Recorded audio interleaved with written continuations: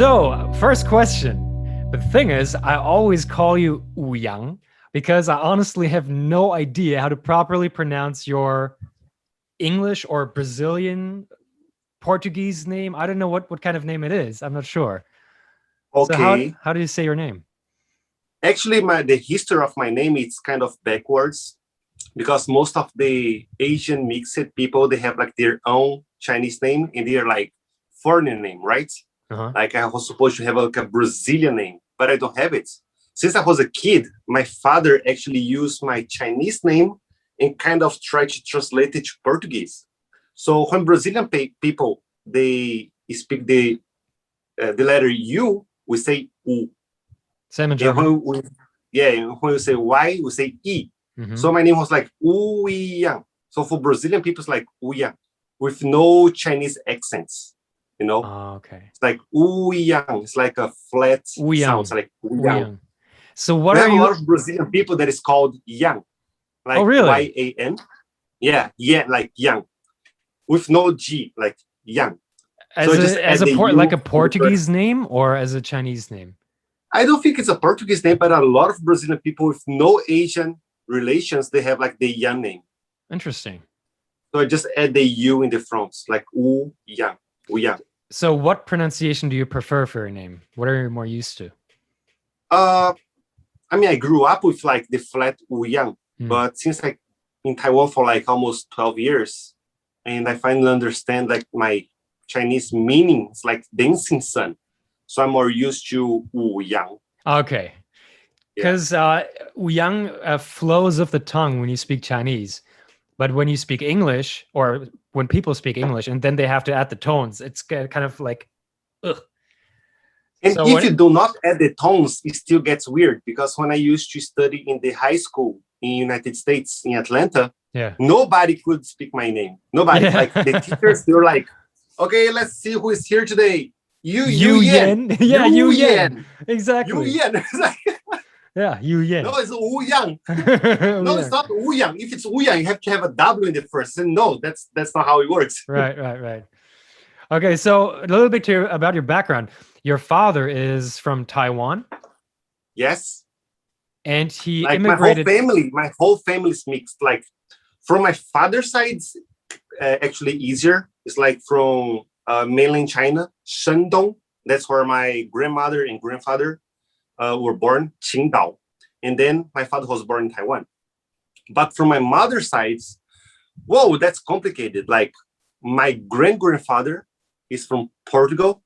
Mhm. He's Portuguese.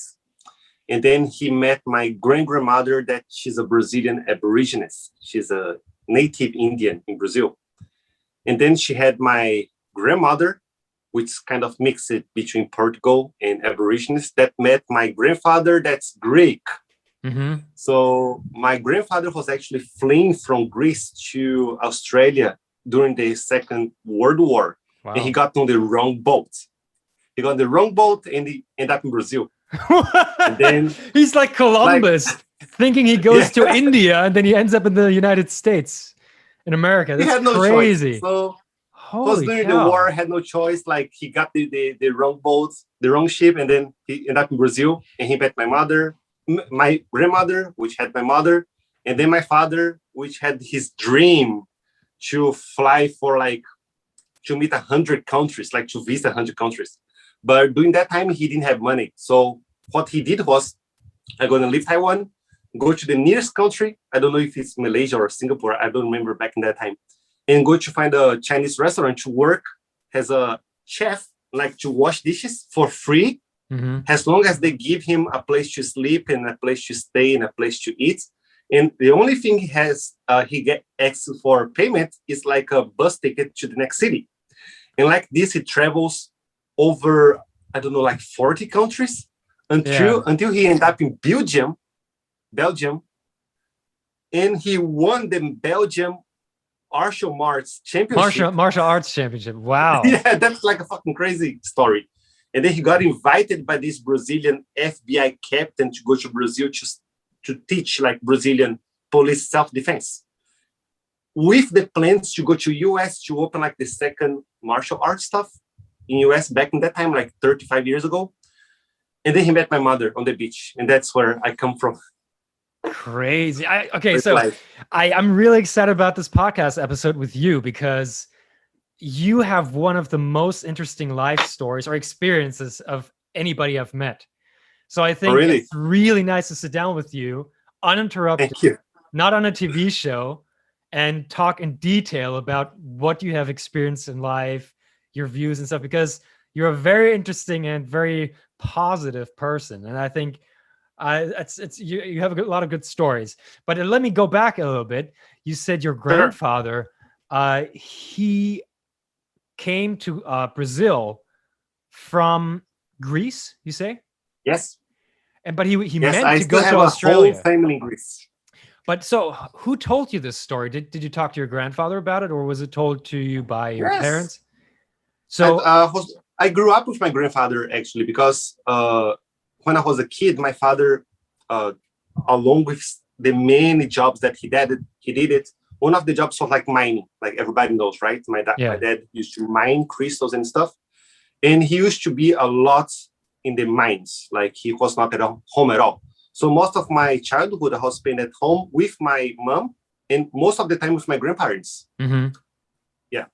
And so your grandfather speaks Greek. That's Greek. That's his first language, right? Yeah, that's his first language. And then he And had as to. a usual Greek, he believes that all the languages comes from Greece. A lot of European languages kind of do. I mean, yeah, Have they're you watched related. the Greek marriage movie? My There's Big this Fat Greek Greek Wedding. I don't think I've watched it, but Yeah, like this. yeah. There's this Greek father that every English word he says, "Oh, this comes from Greece because the Greece very good." Blah blah blah. Yeah, that's my grandfather. Yeah. So he had to learn Portuguese after coming to Brazil. No, that his story is actually really really crazy. Like, because like he lost his eyes, one of his eye during the war. Like Damn.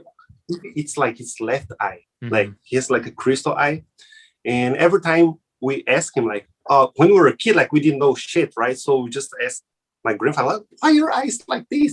And he was gonna tell the story about the war and all this stuff. But what I know so far is like he was trying to flee Greece during that time, and then he got on the wrong ship, he ended up in Brazil, and then he didn't know Portuguese, he didn't have a job, he didn't have anything. So he started trying to make a living. So the way he started to make a living in Brazil is like, while he was trying to learn Portuguese, he had to travel from one city to another. It was like 1,300 kilometers of distance. And back in that time, we didn't have like any trains or, buses and stuff. It was really horrible transportation. So he used to get this bunch of clothes like jeans and t-shirts and stuff, and try to go from the north to São Paulo, from Bahia to São Paulo, and sell the clothes in São Paulo. And each trip used to take like 2 to 3 days under the rain. It was like horrible stuff. Hold on. It's like, did he walk? How did he get from one city? Like on a kind of carriage, like a hitchhiker, or yeah, kind of. Or did he have his own horse? No, probably not. No. In Brazil back in the time, we used to have like the carriage with the horses, right? Yeah, kind of that kind of transportation. All very bad trucks with like open spaces on the back, like pickup, pickup trucks. So he's almost like a illegal immigrant, basically. Yeah. Oh, he's a refugee. Not kind of. I didn't got in the details of the documentation, but he got into Brazil like legally. Mm-hmm. The problem was to struggle to get a job and make it money and make a living. So I know. Did he ever tell you at what point he figured out that he got on the wrong ship? When he got in Brazil. When he arrived, how does that work? He goes there. He's like, this doesn't look like Australia, or how does he? He knows Australia speaking English, so everybody was speaking a language that had never heard before. So it's like something's wrong here. Wow. Did he panic, or what? Did he ever tell you what his reaction was like? I never got really into like how he felt.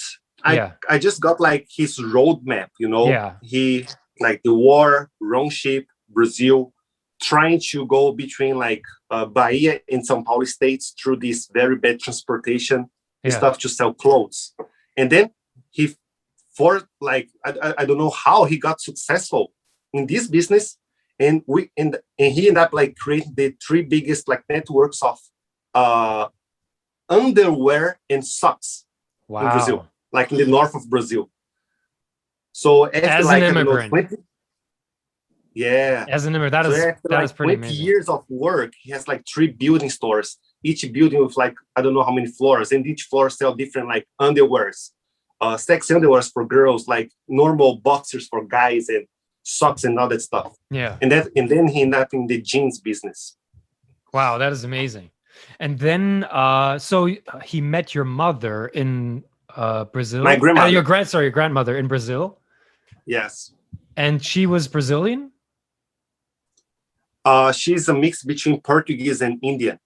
All right, Portuguese, Indian Brazilian, right? So it's not from India, but native Brazilian. Native, like Uyan Tien. Yeah, like yeah, Aboriginal. Yeah, Aboriginal, indigenous Brazilian. I see. Yeah. Okay, interesting. And then her story is also really interesting because my great-grandmother that married my great-grandfather, which is called Manuel, it's a Portuguese name, they used to be in the gold business. Yeah. And as far as I know, they used to be so rich, like the gold stuff. But my great-grandmother, she had like 17 kids. Or 17 like kids. Yes. I forgot the number. It's like 17 something. And all the kids, they start the name with the M. You know, like my grandmother is called Marine, and it's called Marialdo, Marino, Marilene. Everybody is called with M. And Why then the M? With the Why M? Is that they just like the no M idea. sound? No idea why. Everybody starts with M. Yeah.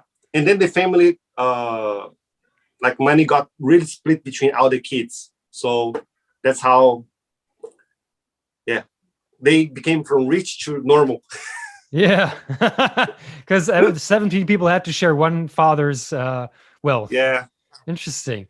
So, and then your mother, who I've seen in pictures before, met your father. How?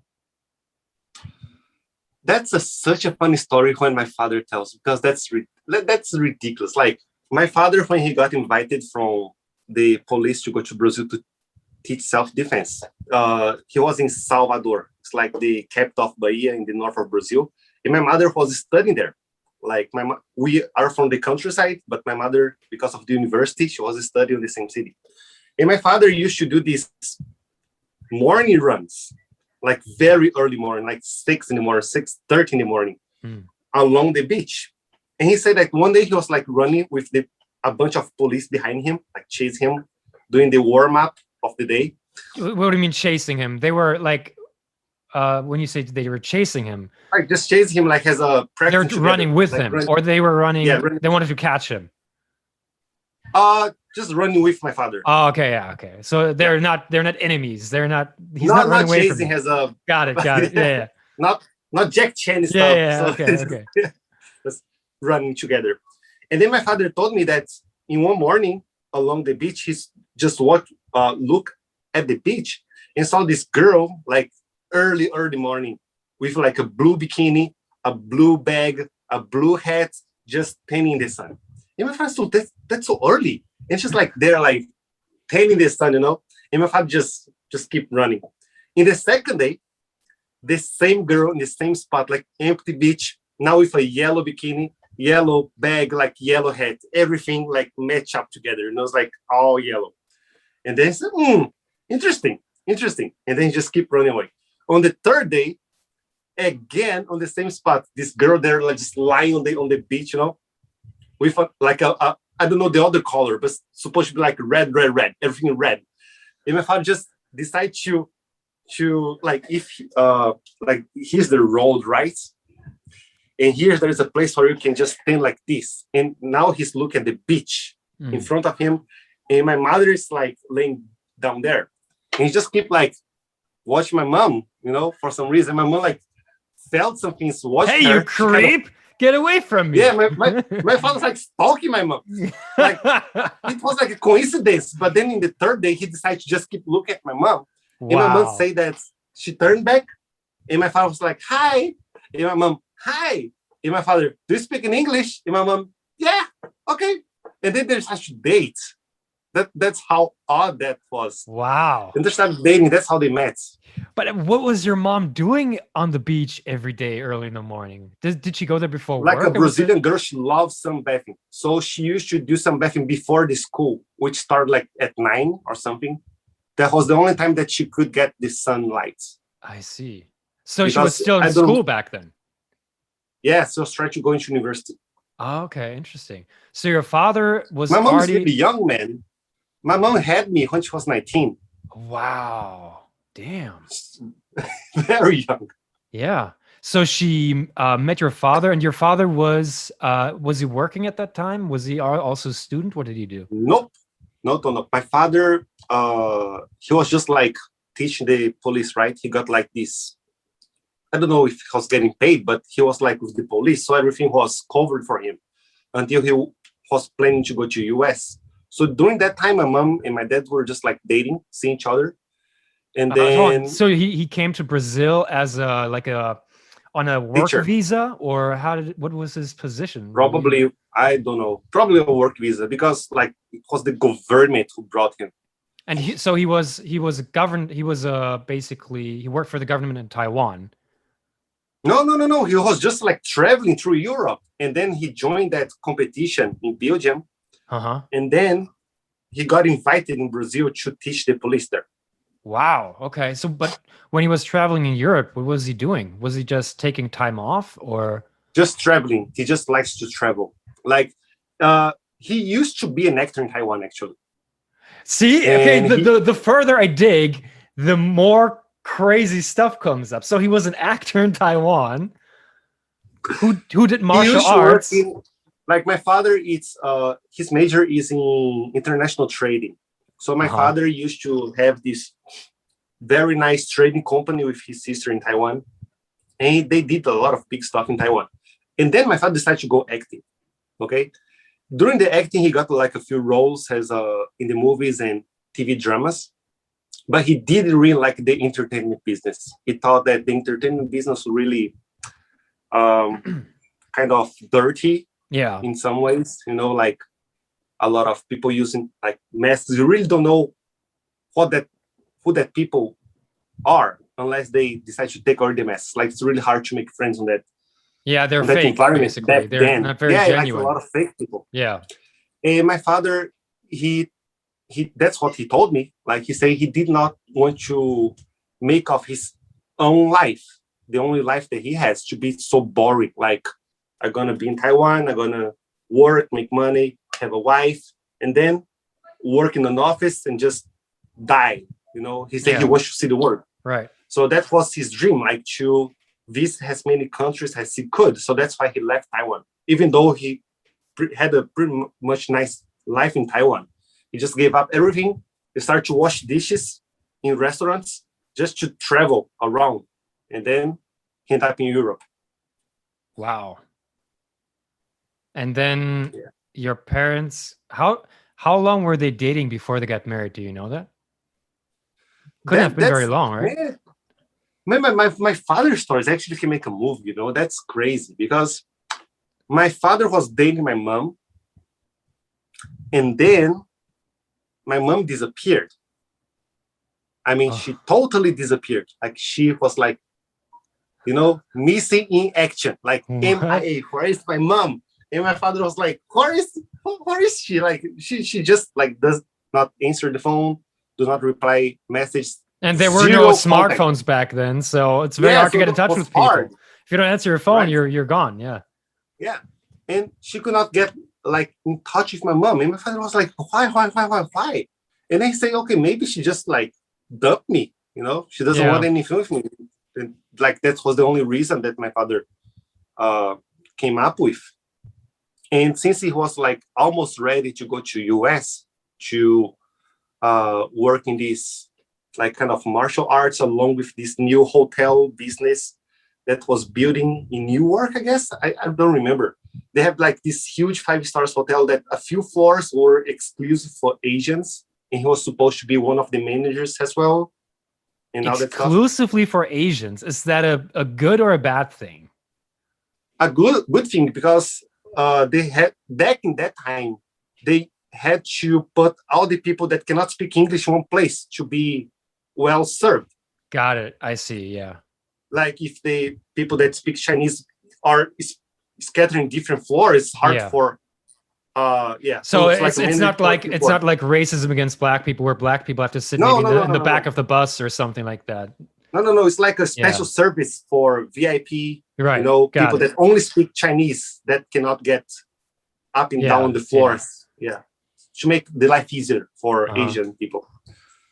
And then he was almost ready to go there. He said, okay, I'm just gonna pack my stuff and be ready to go.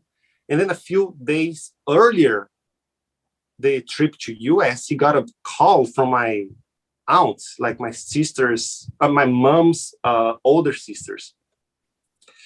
And her English was really bad. And my father was like, oh, where's Alessandra? Like my mom's name, right? Where's Alessandra?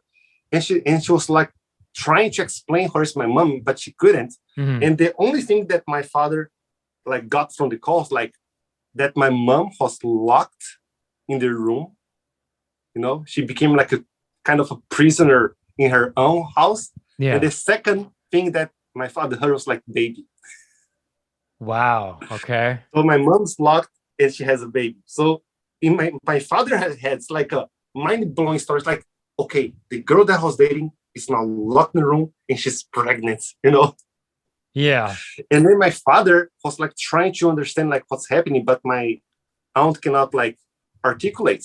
So she just gave an address and my father just go from Salvador City all the way to the countryside, or was like the way around, like my mom went to Salvador. Anyways, my father had to have like a face-off with my mom's family, you know?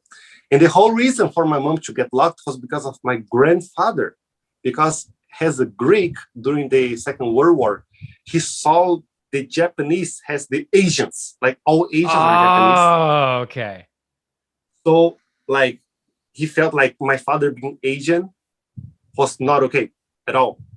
So he was like telling my mom, or you either stop seeing this guy, or I'm gonna dishonor you from my family, like two options, like, that or is you go crazy. either side. And then my father has like this funny meeting. But I mean, it's funny right now when I think about it. But my father said it was like fucking scary. Like he had this meeting with all the women of my mom's family. You know that my mom has like 17 aunties because of her.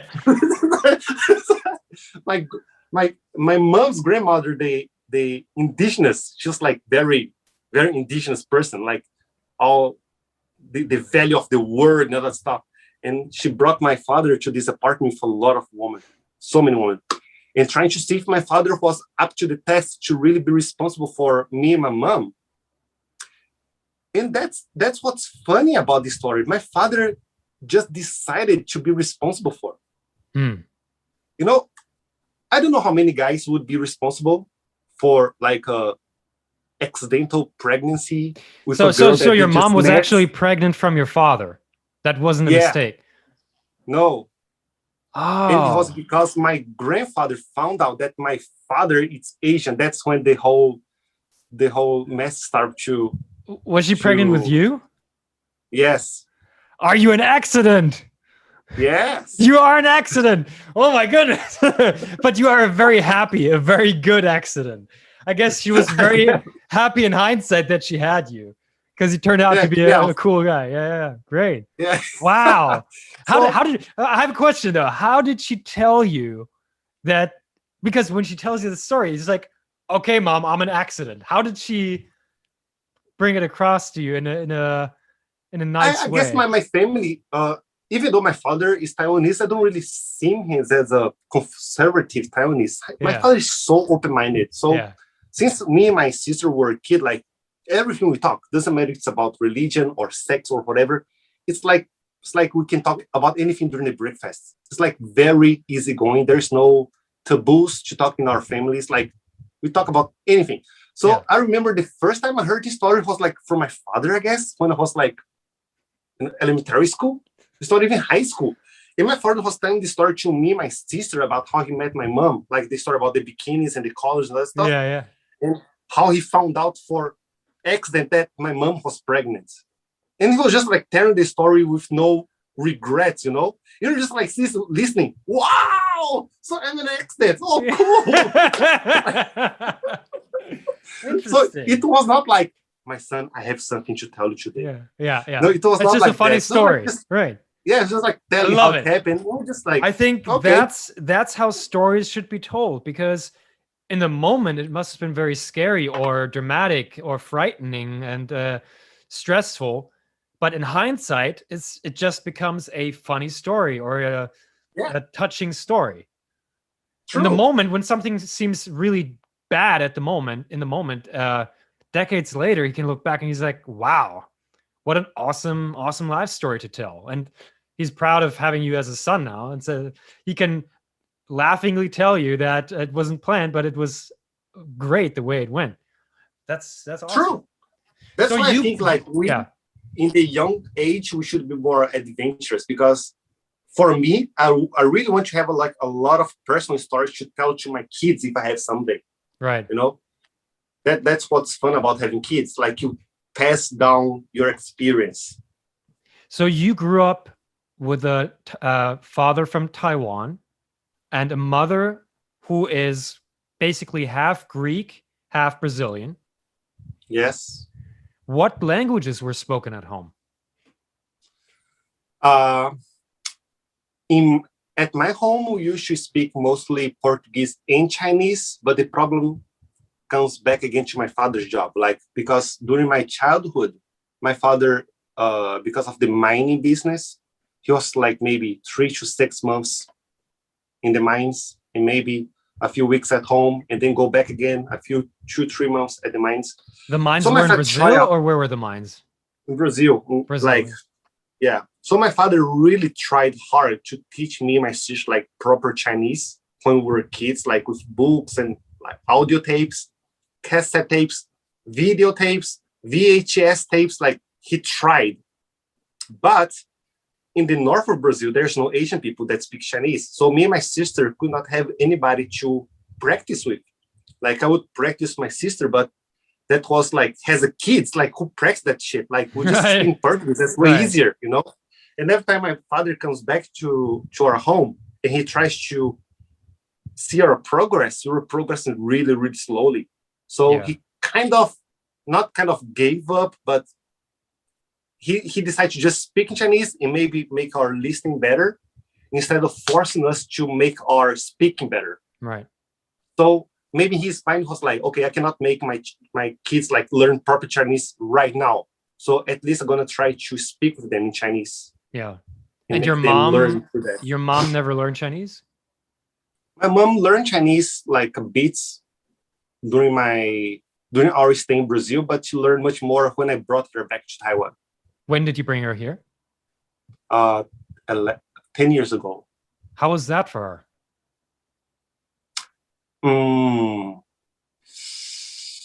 Good question. How was that for her? Like, I felt really, I still feel really responsible for my mom in Taiwan, because she has her whole family in Brazil, no? She still has her mother, her sister, her 2 brothers, cousins, good friends, and her daughter, my sister, which is right now here because she arrived like last month, but she lives in Brazil. Yeah. So my mom's family, aside of me and my father, everybody's in Brazil.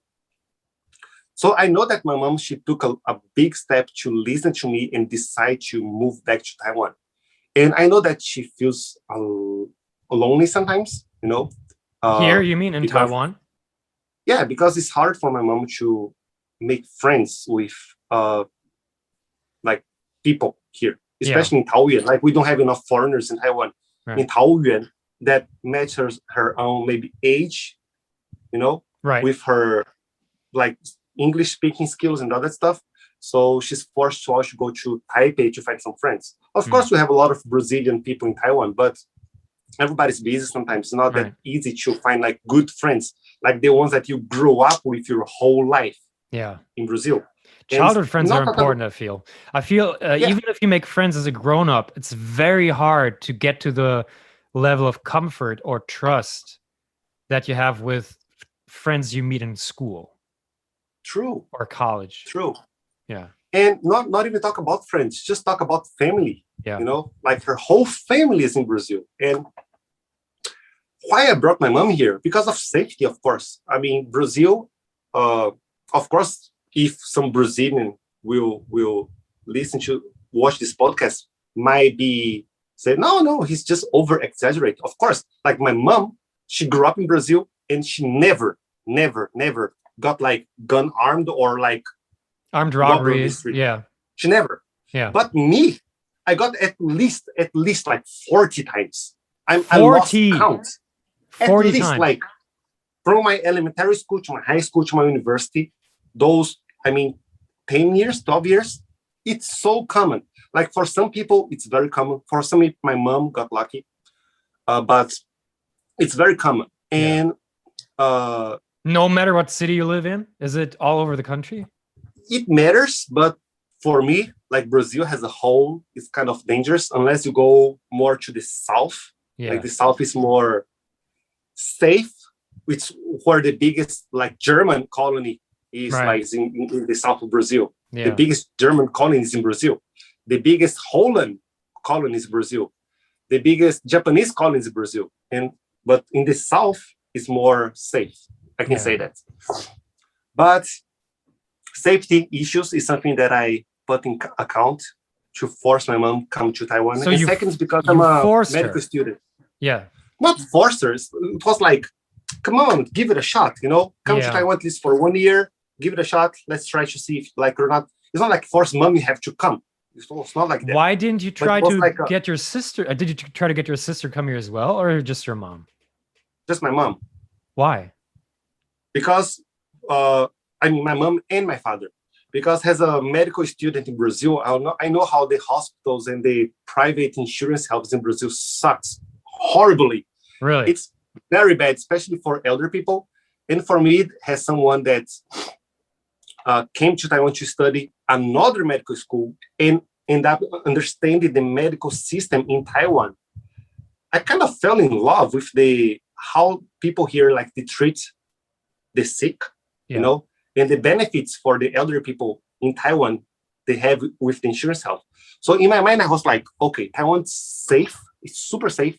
And if my mom and dad get some, like, I don't know, disease, they can get treated here so much better compared to Brazil. Yeah. So was like these two first issues: safety, health. Safety, health. My father got like gun pointed a few times, stealing cars. You know, my sister so many times. My mom was almost kidnapped. Wow. And safety issues, that's the first. And things like health issues, you know. The more you grow older, the more you get sick. That's right. a common thing. Yeah. So that was my mentality. If I want my mom and dad to have a healthier life, I would bet in Taiwan compared to Brazil. Mm. So I try my best to, not my father's Taiwanese, like he can make friends anytime. And he used to have a lot of friends here. But I try my best to make my mom's life as comfortable as she could have in Taiwan. Are your parents still together? Yeah, they like on the next room. Oh, okay. So they moved over together. Yes, like my father came with my mom first. And then my mom stayed for like 1 year or something. And then she went back to Brazil. And then she came back again, stayed maybe for 1 year or something. Went back to Brazil. And then she came back again and stayed until now. So she hasn't go back to Brazil in like 7 years. Yeah. Is your father still working in the mining business, or did you give that up? No. My father got a stroke, ABC, 17 years ago, 10, 12, like 12 years ago. And then we decided to stop the mining business because even though my father is now like fully recovered, it's it's dangerous to just put him on a place that he has to drive maybe 5 hours just to get to the nearest hospital. Yeah. Because the mines in Brazil is really inside of the jungles. It's not like the diamond mines that you have in mind when you think about Africa that have trucks and all that stuff. No, we just go for machetes. We open the road inside of the jungle. We try to find water. We try to find a camping site. We hunt for animals to get food because there is no electricity, no water. And then we start to find rocks and minerals. That's the environment. Very tough job. That is crazy.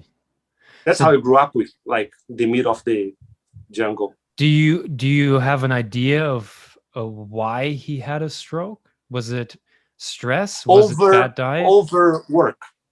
Yeah. Like, during that time, we used to have like this a few crystal mines that we were like having these huge chunks of crystals. If you want, I can get one. It's on the living room right now. There is like one example. So we used to mine this stuff to sell to China to make a lot of necklaces and wrist bracelets, wristbands. Yeah, wristbands with crystals and like huge chunks of crystal that you can, cut the sides and see inside and other stuff. And then my father had this huge opportunity to buy a huge piece of land in China so we could do this. I don't know how to say in English, 一条龙. It's like when you do a business from start to end and all the process in the middle, it's all on by us. So we do not have like third parties. So there's vertical integration.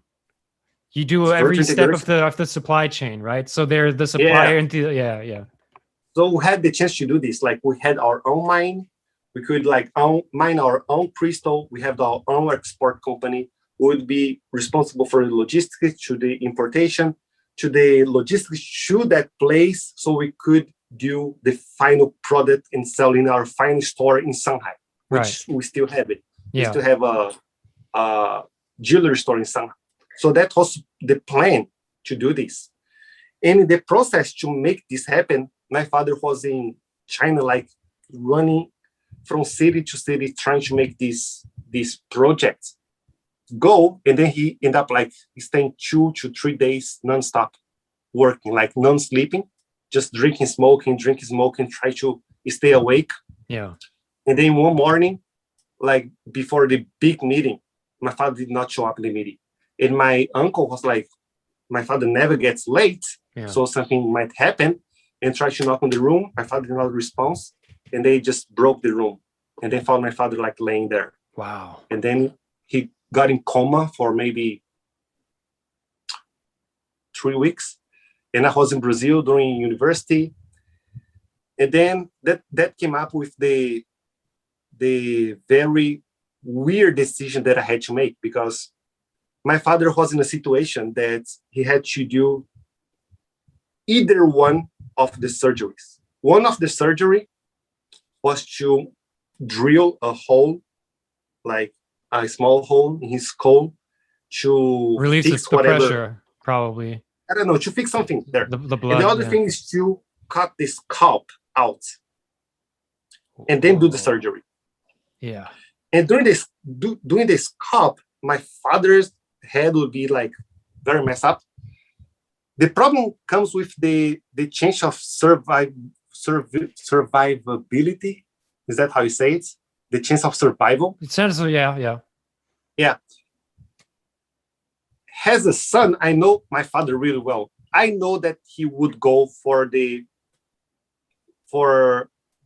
higher risk of dying, but with the higher efficiency if it works. Mm-hmm. Yeah. But the chances for going something wrong there was like really high. And I don't know in Western families how that works, but in Chinese, like in Asian families, usually this goes for the elder son. Okay, so I had to decide like which surgery my father was going to have. It's not about my uncle or my auntie or my mom. Like everything was like, Uyan, what do you think is the best for your father right now? And I was like, man, that's hard. So I just decided to go for the high risk one, but with the best like if it was successful, will give you the best results. So I just bet on that. And then my mom flew from Brazil to Shanghai just to accompany my father, and everything went smoothly. Yeah. So the results were good. He made a full recovery. Yeah, perfect. Like my father got like a full recovery. Wow. And he went back to Brazil. He can still do martial arts? Yeah. No, he's fully recovered. Fully recovered. That is amazing. And the funny thing is because when we went back to Brazil, like he was bald and all the stuff, he had to cut his hair. Yeah. I was during that time learning about neurophysical therapy. So I was pretty much like my daily life was to treat Brazilian patients with neural problems. And my father was just like coming back home with one of the problems. Yeah. So we had a pool at home. We have a private pool. So we do like hydrotherapy, like doing all that stuff. So he was your first, he wasn't your first patient, but you treated him like a patient, right? Kind of, yeah. Like a high intensity, very close patient. Wow, that is amazing. Yeah. Based on these things, I would assume, well, maybe not, but do you believe in destiny? That's a really nice question. Do I believe in destiny?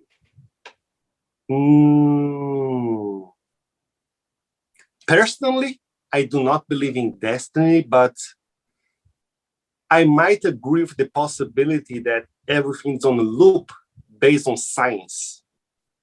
On a loop? Yeah. What do you mean? Like everything that we're talking right now, everything that's happening right now already happened. And it's happening forever. So kind of like a multiverse theory where everything that can happen happens in a universe. So there's another version of a universe where we might have a similar conversation, or you might have a completely different life, or just really that you believe there's only one life, but it keeps repeating over and over again. Based on the attributes of time in physics itself. Like for me, I'm not an expert, but I'm an atheist. So I do not believe in God. I do not believe in, afterlife, going to heaven or hell, like on the Christian side, or in the Buddhist side, like even though it's not a religion, it's a doctrine, but it says that if you do bad stuff here, you have to come back to pay with your karma and other stuff. I'm not sure if I buy that stuff, but when you ask about destiny, right? For me, destiny doesn't necessarily has something to do with religion. And as I just told you, I personally do not like the idea of destiny, like everything was meant to be. I mean, that takes away the purpose of life itself. Like, yeah, but what if there's a loop though? What if there's a loop? If there's a loop, it means you have. Yes, but I can agree that there is a possibility that everything's on a loop.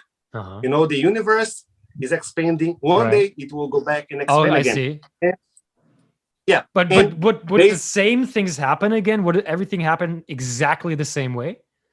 Or, yes. Oh, that's okay. Yes. That's a very interesting idea. I haven't thought of that.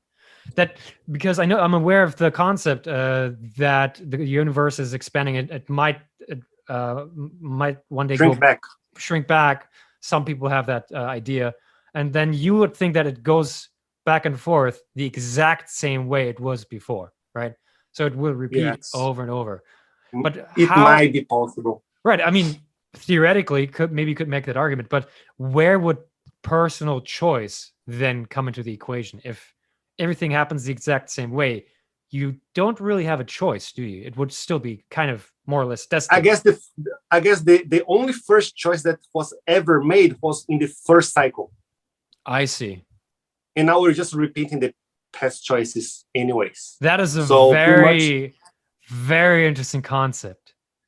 That sounds like a super interesting concept. I have never considered that. So everything that we're living right now, doing right now, talking right now, it was already done by our original self on the first cycle anyways. So do you hold that belief, or do you think no, I just think it's a possibility against my personal belief of not liking the destiny idea. it's not because maybe you had a lot of deja vus where you feel like, wow, I've had this experience before. I remember this. It's not based on any I had a few experience. deja vus before, but not to the point that I would say to myself, this was my previous life, or this was this or that. Right. Yeah, but I just think like this would be the only thing that would fight against my idea of not liking destiny. Yeah. Is to understand that we could have a choice in the first early beginning ever, and everything else on a Right. loop. And it's hard to prove, but just an idea. Yeah. See, my idea of destiny is kind of in between freedom of choice and also predetermination. But it's really I think my idea of destiny is not really an idea. It's more like common sense, in my opinion, that the destiny is really what roads are given for you. You cannot pave your own roads. The road is paved for you, but you can choose which road to walk on. So there might be a million roads paved for you, but the choices you make will lead you to different ends. But you cannot create a road for yourself that wasn't meant for you in the first place. So that is my idea of destiny. So basically, but then, yeah, keep going. Basically, if destiny didn't create a road where we would meet, there's nothing we can do that will make us meet in life. If destiny didn't already set the prior fundamentals up in a way that would allow us to meet. So basically, that is the destiny, and the personal freedom or the personal choice or freedom of choice comes in when there are crossroads. Maybe you can decide to stay in Brazil, or you can decide to come to Taiwan. And there, I feel there should be some consciousness going on in your brain that makes an independent decision. Although, of course, there are some neurologists that say that we don't have free choice. There are people who say that they can, when they monitor your brain functions and they test, or they want to see what kind of a decision you're going to make. Maybe they have two different foods, maybe pizza and a hamburger, and they put them in front of you and you say, what do you want to eat? They say they will see your brain make a decision before you're even aware. So they say you're basically just a victim of an impulse in your brain, and you don't have free choice. The choice you're making is kind of made for you by the external environment, or maybe impulses in your brain that won't even allow you a free choice. You just have the perception that it's a free choice because you're not aware of the impulses that force you to make that choice. I don't know if that's 100% solidified fact, or if that's just the tendency some neurologists have to make a judgment right now. But I don't think it's set in stone. I think there should be ways for us to go against that impulse, to force into that decision. That's just my personal view. Okay, now I'm gonna get what you just told me and split it in two different sections. Yeah. Okay. The first section, I would go back to the destiny stuff. After listening to your explanation about destiny, I personally would not agree, because I'm more inclined to believe in randomness. Yeah. In the chaotic world. Like, I do not believe that we have these A, B, C roads to choose from. For me, there's like, I believe more in that we pretty much pave our own world. Why? Because when you talk about destiny, you are talking about destiny has something similar to an entity. You know, that something higher intelligence that had this design of choices that it was pre-formed before you to choose from. Yeah. And then when you go to that kind of thinking, you first have to ask yourself, how can you prove that there is this entity called destiny and it has the power to give you doors to choose from? And if you go back and change the names, you find out that you're just talking about God. Yeah. I mean, if you want to call that God, then based on that definition, I would believe in God. Yes. I look at it kind of like a computer simulation, not saying that our life is a computer simulation. I don't hop on board of that train of thought. I understand that some people believe that life is a simulation, and I guess theoretically it's possible. But I think more about it in terms of, Basics. yeah, but I mean, that's not my belief. But why I mention that is because if you have a computer program or a video game, you can do many different things in the game, but there are rules to it. It's not random. So the computer maybe gives you the choice. If you play an RPG, a game where you can have 4 different choices of an answer, and they will lead you different roads. You have a choice, but not out of an unlimited number of options. Your choice is only between a limited number of options in that video game. So that's kind of how I look at life, where physics and cause and effect will only give us a limited number of options in life. So basically, maybe with the genetics that I have, no matter how hard I try, I can never be an opera singer, for example. It could be. That's just not in the cards for me. Or fly, or be invisible. Yeah. I mean that's based on physics. But I mean, like, just because something is physically possible by the laws of physics doesn't mean it is actually possible for a human being to achieve based on our genetics, our upbringing, our environment. That this is where I feel like the roads are paved for us, because of course you cannot make an electron become a proton, because that's just physics. I think you cannot necessarily make Uyan into Sasha. That's just, we are kind of set on a Yes. yeah. That's just the way I view the world. But coming back to the video game or software or RPG analogy, there is a creator for that, and the creator is us as humans, right? So we set the rules. The problem with the destiny and the God idea is because we cannot have the same luxury to compare, because in a game you can compare RPG 1 and RPG 2 because they have 2 different creators and they have 2 different rules for 2 different games. Yeah. So you can actually play by the rules of the different creators. Yeah. But we cannot prove that the world and the universe that we're living in, these rules, so it's created by a creator, because we cannot compare to another universe. Yeah. Like we don't have anything to contrast between these 2. Yeah. So when I think about the rules that you're talking about, you have to abide for in the game, in the RPG, let's say this is the RPG of life. Yeah. What are the rules that I'm abiding for?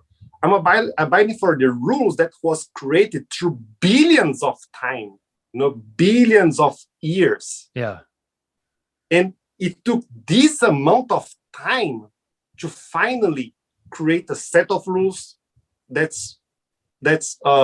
allow us to flourish in this time right now. Yeah. It was not like, okay, let's just forget about the 14 billion years of history and just focus on the Earth just exists right now.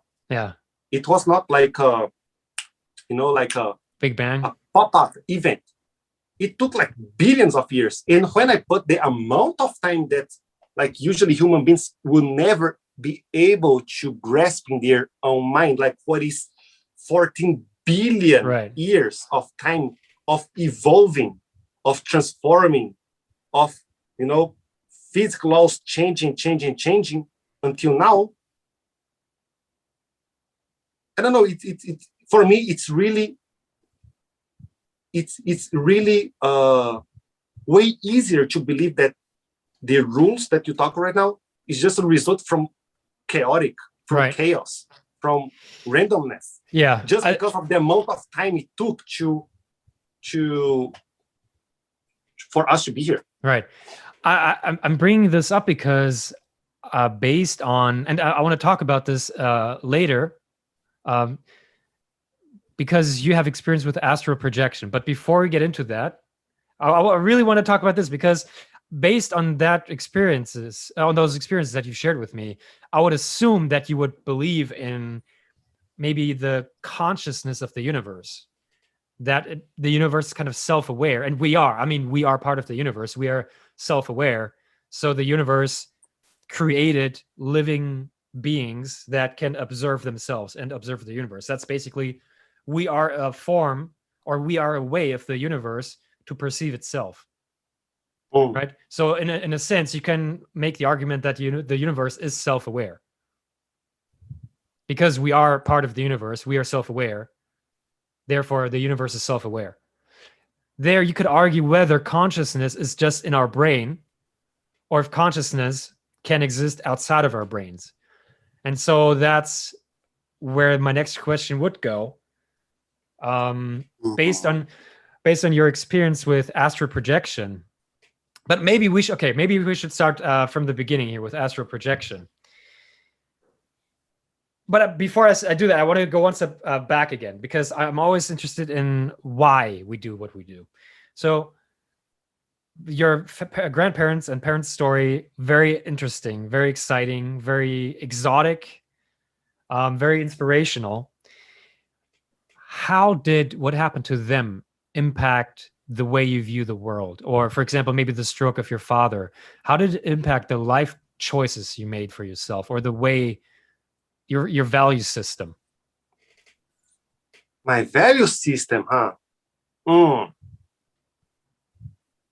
I guess that growing up on a multicultural family kind of helps to be more solidary to others, I guess.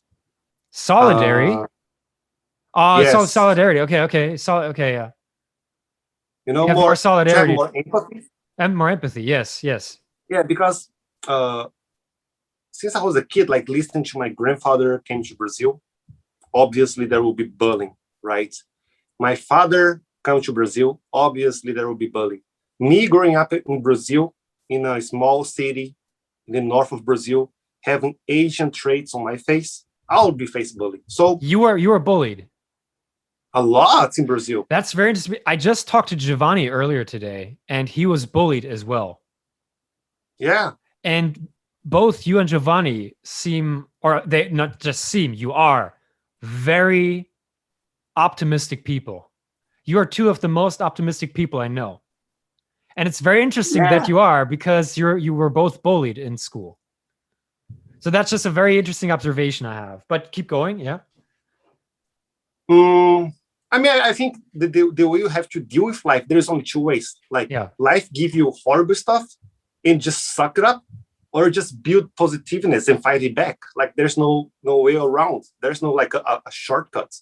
Yeah, but I mean, there are people who hold grudges and they just hate people because they don't get or along. you either suck it up, the negativity, and just become a negative person, or you just build enough positive energy to fight back. There's only two ways. Right, I see what you mean. Or you just suck everything as a sponge.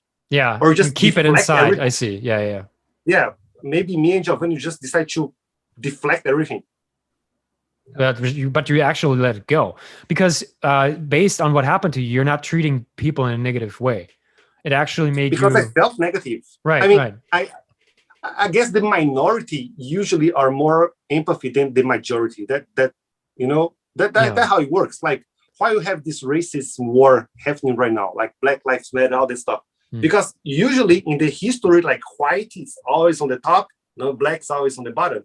So the white will barely feel the oppression. That a black person suffered on the way back. Right. So as a oppression minority, we feel that how bad it is. So we do not want to force that on other people. Right. But people that do not feel oppressed, they don't feel that, so they don't know. Yeah. It's not like, I'm not saying that they're not guilty, but that's how things works. It's just ignorance, yeah. Yeah, it's just ignorance. Like, some people say ignorance is a bliss, but it's not. Yeah. Maybe your ignorance is just like harming somebody else. There's this dichotomy between ignorance is bliss and knowledge is power. I think you're one of the persons who would definitely sign the knowledge is power, Bill, not the Yeah. ignorance is bliss one, right? Yeah. So I don't know. I mean, growing up in Brazil has a kind of half Asian. I mean, Bali. Growing up in Brazil being atheist. Whoa, that was horrible. So when you get this like bad negative force towards you, like you have to find a way to make it the best out of it. Yeah.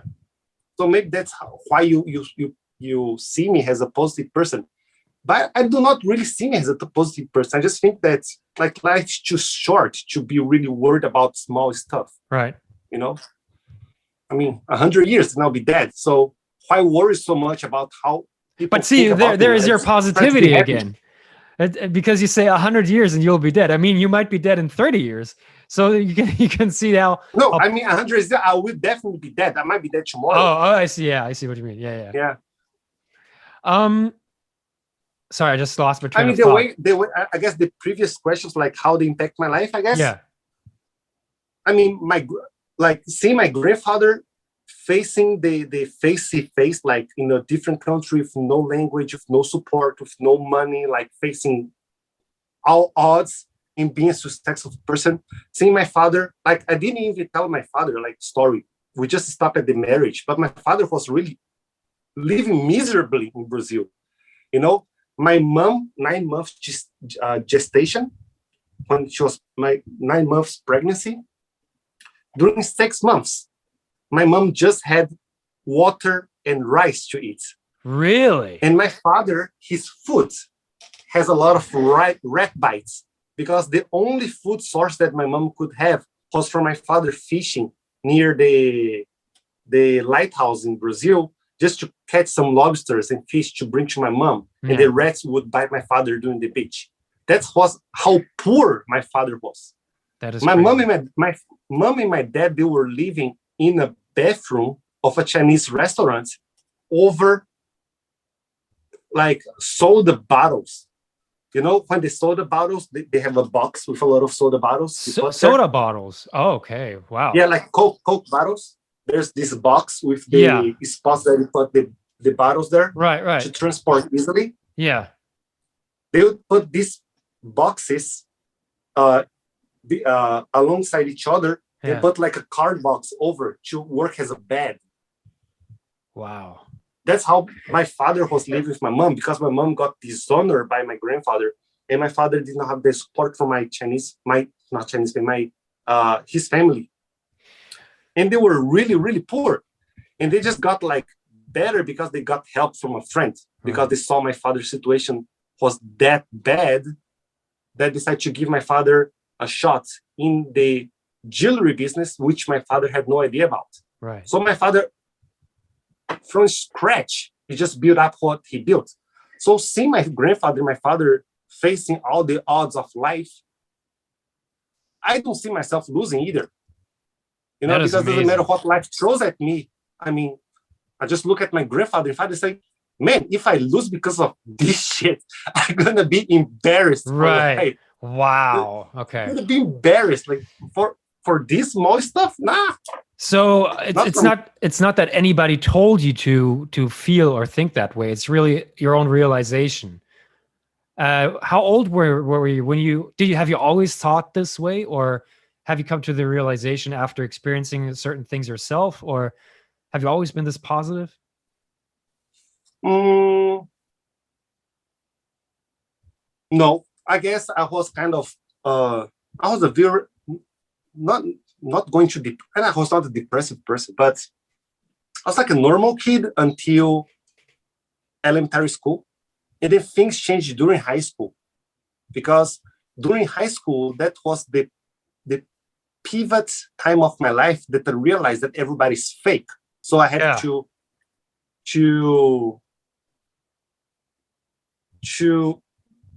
be myself and do my best. Like I cannot rely on anybody else. Why I say that comes back to the bullying regarding my Asian traits. Okay, during when I was like elementary, before high school, like in those 8 years, you know, I don't know how you say how we work in Germany, but in Brazil, we have like the first, second, third, and fourth grades, and then the fifth, sixth, seventh, eighth, and then you go to high school. So we have like 8 years in an elementary school in Brazil. Those years, like I was always, how say 排斥 in English? 排挤, like you were like kind of an outcast. You were not included in the group, right? Never included in anything. Like every school groups, project groups, anything that's like group related, I always choose one of the last because he looks Asian, he looks weird, and they used to say that, like, "Oh, you're so weird, like you're so Asian." Like they make fun of my face and my eyes being smaller back that time. And you know, Brazil is a very, you know. Did you have double eyelid surgery? No. Okay, I'm just joking. But you know, Brazil is a very like girl and guy kind of country. So since we were a kid, we have to dance together with girls because that's how we communicate in Brazil, like dance together. A lot of events, there is dance that's like always ballroom dance stuff. Yeah. No girls wants to dance with me just because I'm Asian. So I always felt this like because I'm Asian, like I have zero advantages in Brazil. Yeah. And I was growing up with this mentality, being always the last chosen one, the one that nobody wants to be friends with, until high school, that everything changes. That was crazy in my life because I still remember in my first year in high school, I don't know if it was like a Japanese or a Korean wave of, you know, K-pop stuff, J-pop. I don't know what happened in that time. That Asian was like Asians, you know? Yeah. Asians become like the trend stuff. Like, and I also became like a celebrity in that city in Brazil. Because me and my sister were the only Asians on that city. So like out of nothing, from nightmare just became heaven. Like I become a celebrity. I have a lot of fan clubs in different schools. The girls from different schools would come in groups to my school door, just give me like love letters. Dude, that is insane. All right, now I understand why you're so confident. If that had happened to me in high school, I would have, dude, I had no game. I had absolutely no game in high school. No chick wanted to date me at all. I mean, yeah, there were a couple girls 6 years younger when I was like 18, 19. I had 13-year-old girls wanting to date me, but I mean, as a 19-year-old, I cannot date a 13-year-old. That's crazy. True. All the girls my age they could not have been less interested in me. So I understand why that gave you a shot of confidence. Wow. No, but that did not. No, I guess you yes, true. Gave me a lot of confidence because obviously that was like changing my life, you know, sort of. Yeah. But that was when I decided that appearance. Okay. You it's not something to rely on. You instead of feeling, wow, they love me, awesome. You thought, oh, they're superficial. They only care about it. That's when I stopped. Like, yes, perfect. That was the point of my life that I finally got something to brag about, but I decided to not brag and just like turn everybody away. Bro, I was like kind of love and hate in that scene because all the guys were like, Uyan, like so many girls, like they're all fake. Like so many hot girls, they're chasing me. Fake. Dude, fake. It reminds me of being a TV personality in Taiwan. Because we have so many people tell us things. Oh, you're so handsome. You're so this, blah, blah, blah. And I'm like, would you still like me if you knew who I really was? True. If you knew me as well as my friends know me. Because you have these fans saying, Sasha, I will always support you. I'm like, well, will you really if you knew these things about me? Because you also have comments, or I have comments by fans that say, I used to like you, but then I heard this about you, and now I don't like to see your show anymore. I'm like, so you didn't like me then? You liked my face? True. And what the fuck? So okay, good. So you made that realization very early on in your life, when you were like 18 or... No, like 13. 13 first year. Damn. 13, first year of high school. 14, the first year of high school, 15, and then 16. Yeah. And then 17, I went to try university. So during that time, I started to create this shield against like fake people that just go for the superficial stuff. Right. So, right. my group, have you watched Stranger Things? Yes, I have. That was my friends. The nerdy people that play RPG with dice and paper. Right. And all the popular people try to make friends with me, and I'm just like, go fucking away. Like, don't get close to me. Right. No. And I was like trying to get as close as possible to the true friends that I made during that time, which was like was all the outcasts on the school. Yeah. All the same, dude. I talked to Giovanni. Had a pretty similar story, and me too. We're all like, we were not the popular kids in school, or maybe you were at some point, but it was all fake. I wasn't. It's just, and then I became. It's funny. It's so interesting that we have so much in common. And if I tell people now that I had no game, I didn't attract any girls, I barely had any friends, everybody's like, "No, Zasha, come on, you're making no, trust me." And same as me. And my friends from Germany or my classmates will tell you, "Oh yeah, Zasha's a fucking asshole." No, believe us. No, he's not popular at all. Yeah. I mean, they are not surprised. If anything, they should be super surprised that I'm successful in Taiwan. Or they would kind of justify my success by saying, "Oh yeah, Taiwanese people are stupid for liking that guy." Oh, okay. You know what I mean? Because I was so unpopular in school and I rubbed so many people the wrong way. I would assume that either a lot of them are super surprised that I'm successful, or they would kind of try to talk my success down by saying, "Yeah, you only did it in Taiwan." True. I would probably assume that's what they think, but maybe I shouldn't assume at all. Maybe they're super happy for me. I don't know. Who knows? Hopefully, it's like people change. Yeah. So, did you have a girlfriend at that time in Brazil? In Brazil, in high school.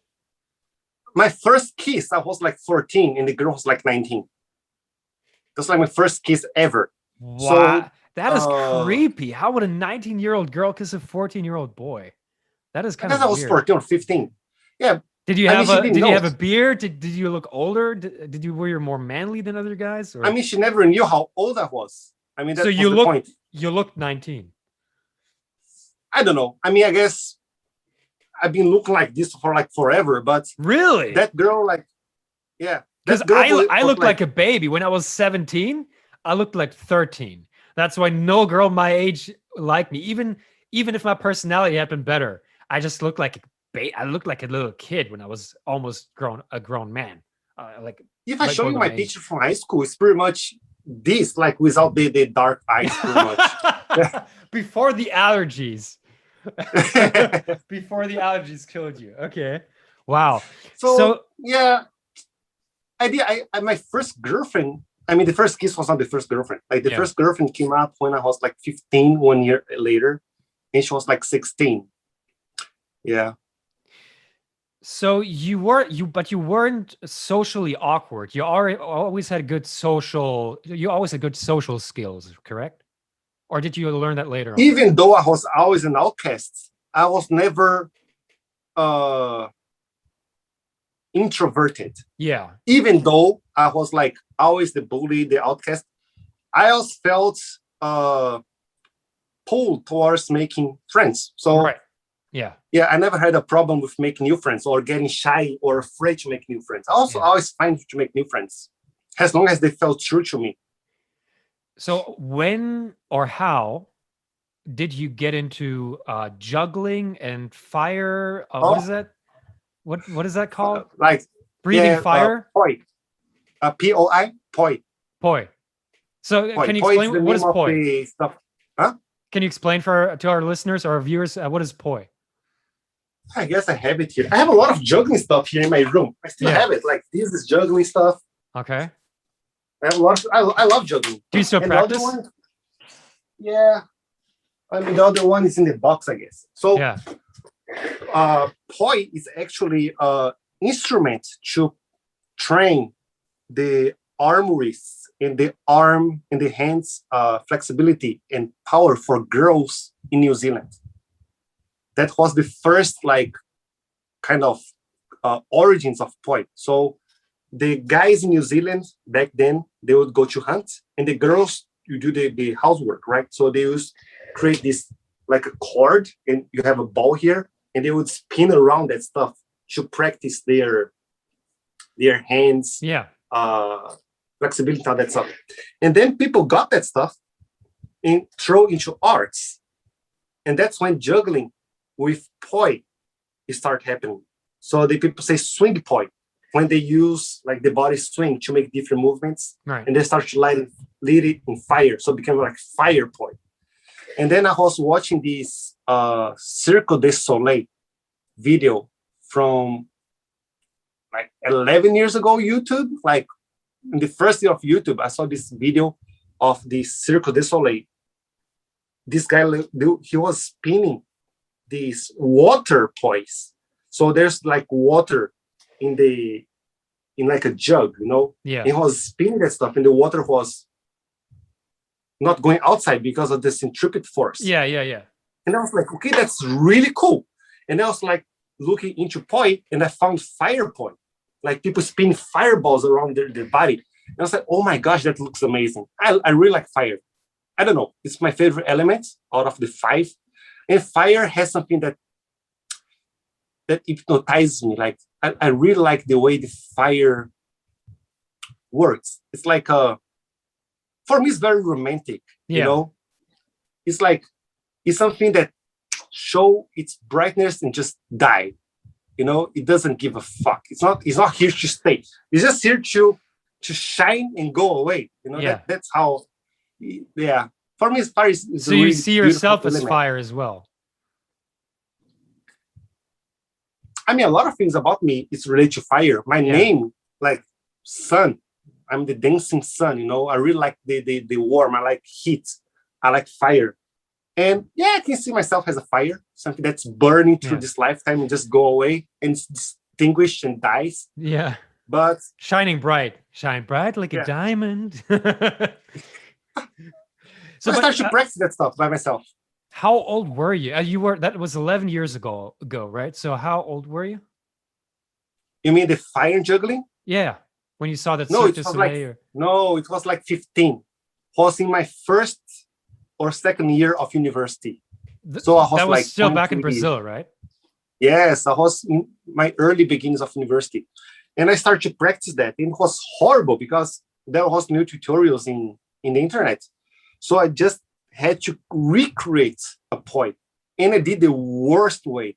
I just grabbed like a A4 paper, put rice on that stuff, and I wrap it up, the rice, and I use tape to wrap the paper, and use like a lot of Asian people, they use like a red necklace, that red cord that's unbreakable. Yeah. Like a red line. Yeah. I use that line to be the cord of my poi. I had no idea how to practice, so I got all the YouTube videos and I split all the tricks that I saw into 2 seconds, like 2 seconds, 2-second videos, and try to repeat that in slow motion and try to repeat it at home.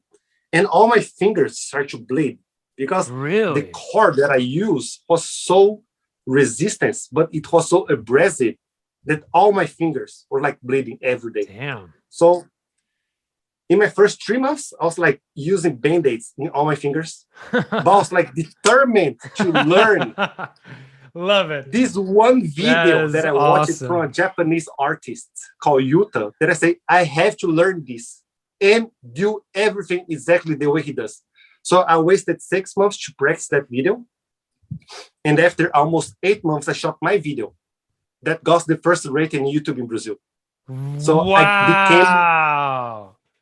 I became the head of fire juggling in Brazil back then. Really? So you were famous in Brazil before you came to Taiwan. In the juggling scene. Internet famous. In the juggling.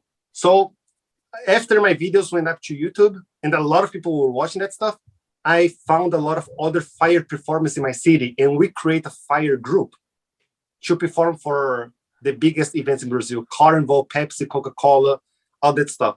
And we were making a lot of money through fire juggling. Wow.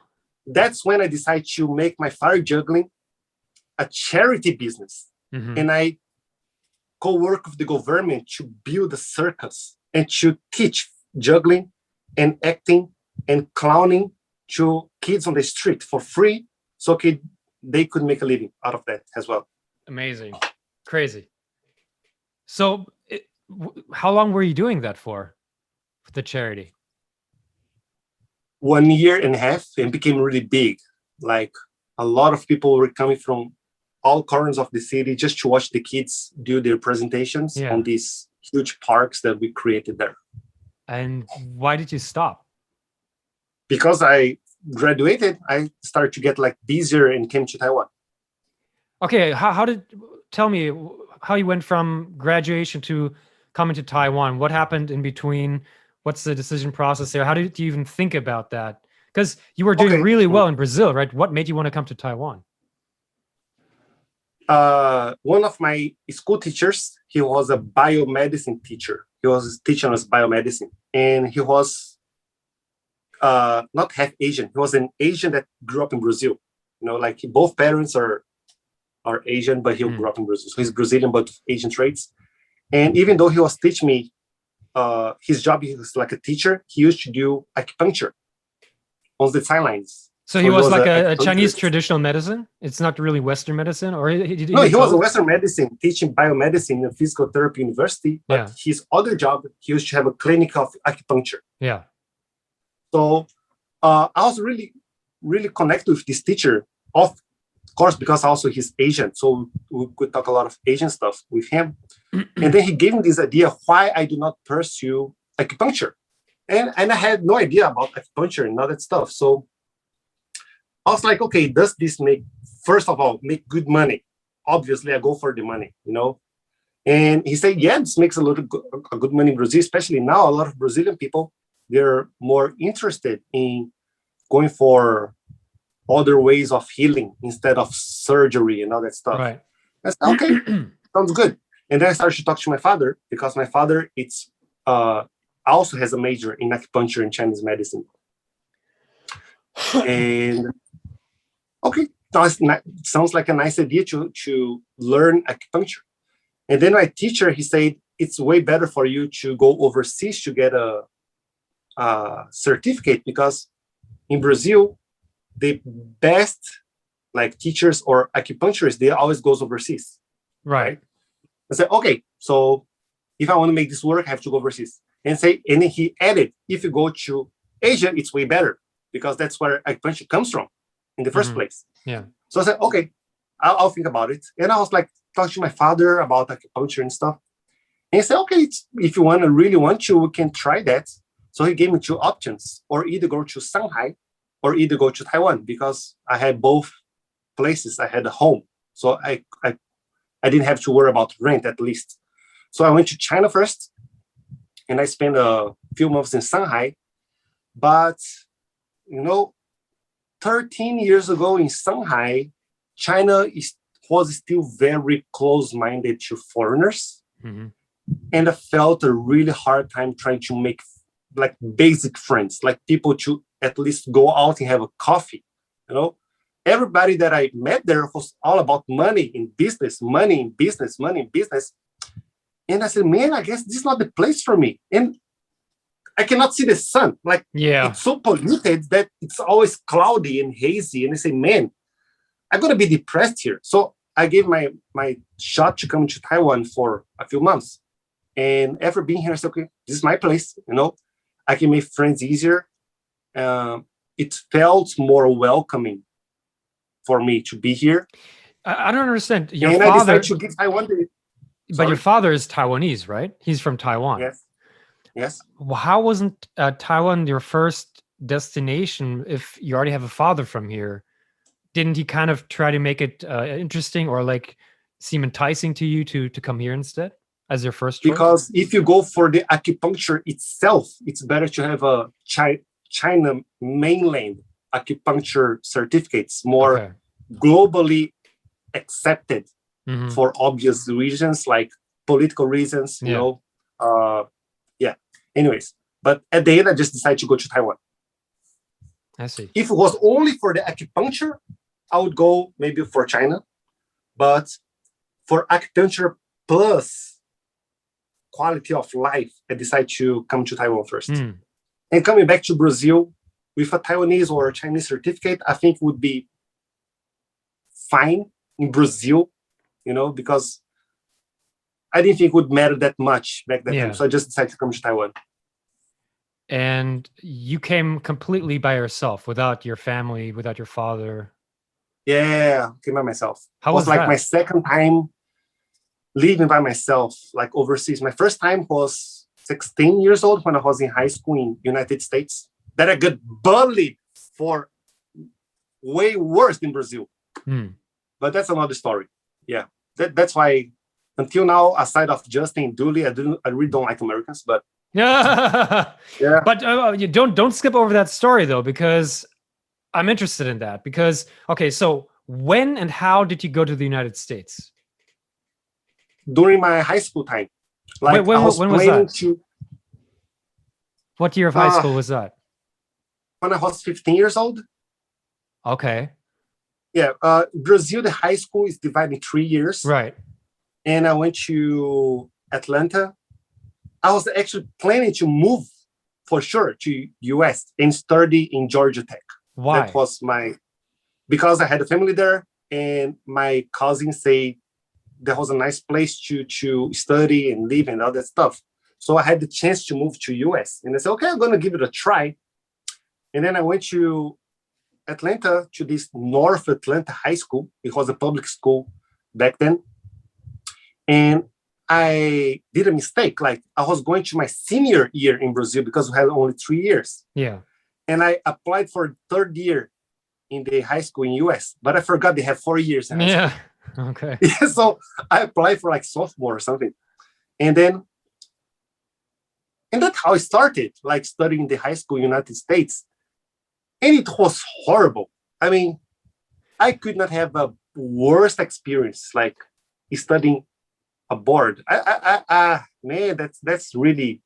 But bring, like, did you so go many as you bad didn't go memories. as an exchange student? You enrolled. You were really more like an immigrant there, right? You weren't you sort of. weren't planning to only go for a year and go back to Brazil. You were planning to really migrate to the United States. Yeah, at first. So I went with a student visa just to finish high school, to finish the 4 years and maybe apply for university. But then the 9/11 happened, and the Georgia states, they decided to push out everybody that has a foreigner passport. So I had to come back to Brazil. So but I would come back anyways. Yeah, you didn't like it. Yeah. So before you went to the US, you had already made up your mind that you wanted to study medicine there, or what was your plan going there? Oh, good question. I don't remember. Let me see. Because was that your decision, or did your parents tell you, hey, you should consider the US? I don't understand how, as a 15-year-old, you make that decision to go there. As a 15 years old, I don't really think there is something related to age. Like, for me personally, I always like challenges. So if I had a chance to challenge myself in a different environments, great, let me try it. But the idea to live in US came, I guess, more from my cousin. I'm really close to my cousin, and he was a Georgia Tech student. So he was telling me the good things about living in Atlanta back in that time. But I was not expecting to be that bullied in the high school that made me give up on studying in the US. Were you bullied by most people, or by just a small group of people? I don't understand how that. Like most people. I mean, there was only 6 foreigners, I guess, back then on that high school. I was one of them. And man, that was weird. Like, all my classmates, on average, on all the classes, I don't know why. Maybe I'm not talking about the whole US in general. Okay, right. I'm talking about specifically North Atlanta High School in Atlanta. Shout out to North Atlanta Racist High School. Yeah. Thank you very much for you created a monster. Uyan can talk shit about you all day now. Okay, go ahead. I mean, the school staff was amazing. Yeah. I have no bad things to talk about the school. Yeah, I mean, but the students were a bunch of brats, right? I mean, no, seriously, not talk about the students first. Let's talk about the public school in US. Amazing. Man, compared to Brazil, it's like a shit that just eat a shit and had a piece of shit. That's a Brazilian public school. You know, it's horrible. There's no facilities. There is no encouragement. That's why Brazil sucks, because the most majority of people still. Are you sure you want to say all these things here that are going to stay on the internet for eternity? The Brazilian government is going to find you and they're going to kick you out if you ever. I don't care, man. I don't really. I guess for the majority of the Brazilian population, we hate the Brazilian government as a whole. Okay. You know, US, we have the right and the left party. Taiwan, we have the green and the blue party. In Brazil, we have 37 parties, and none of them do their job done. It's horrible. We just increase the number of parties and everybody just do shit. Doesn't work. So, anyways, the public school in US, it's amazing. The facility, it's amazing. Yeah, they have a lot of money. But see, that's good. In the US, the rich schools look amazing, but then you also have poor schools, which you probably didn't go to because you didn't go to a ghetto school. But there are these problems in the US that schools are not equally funded. There are schools that have a lot of funding, and there are schools who have shitty funding, and you probably went to a school with good funding, which is why you like the facility. Good funding that was public. Yeah. Right. And it was good. The science lab was amazing. The sports center was amazing. The cafeteria was amazing. Everything was amazing. But the students oh my gosh, the students, I don't know if it's because Atlanta, I don't know. They were so entitled to make fun of foreigners. Really? I'm there. I mean, for me, as a Brazilian, if I see a foreigner come to Brazil to learn Portuguese, I would be happy. Right. I would be honored. You know? Same. We had an exchange student in Germany. We had two exchange students. One was from Japan, one was from South Africa. And I was so excited to have foreigners in our class. And I wanted to talk to them. And I wanted to know. And True. I was like, oh, you like Germany? Awesome. I would not understand how you would bully a foreigner in your class. It doesn't get in my brain. But anyway. That's the way I feel it. And I thought the high school students in US would kind of feel the same, but no, they're kind of the opposite. Yeah. Every time that I try to speak something in English, they would make fun of my accent. Yeah. They would make fun the way I talk. Bro, I'm coming to your country to learn your language. Right. You know, right. I'm trying my best here to be accepted. And you're just pushing me away. Right. You know, right. They make jokes about being Brazilian, how I live in a jungle. There's no technology. They make all the kinds of jokes. I mean, they're every day. But dude, they're kind of right. I mean, based on what you told me, it sounds like you did have no technology and it was a jungle, so they weren't lying, right? Yeah, but I'm joking. Yeah, true. No, I agree with that. But I am in the right to talk shit about my country. Yeah.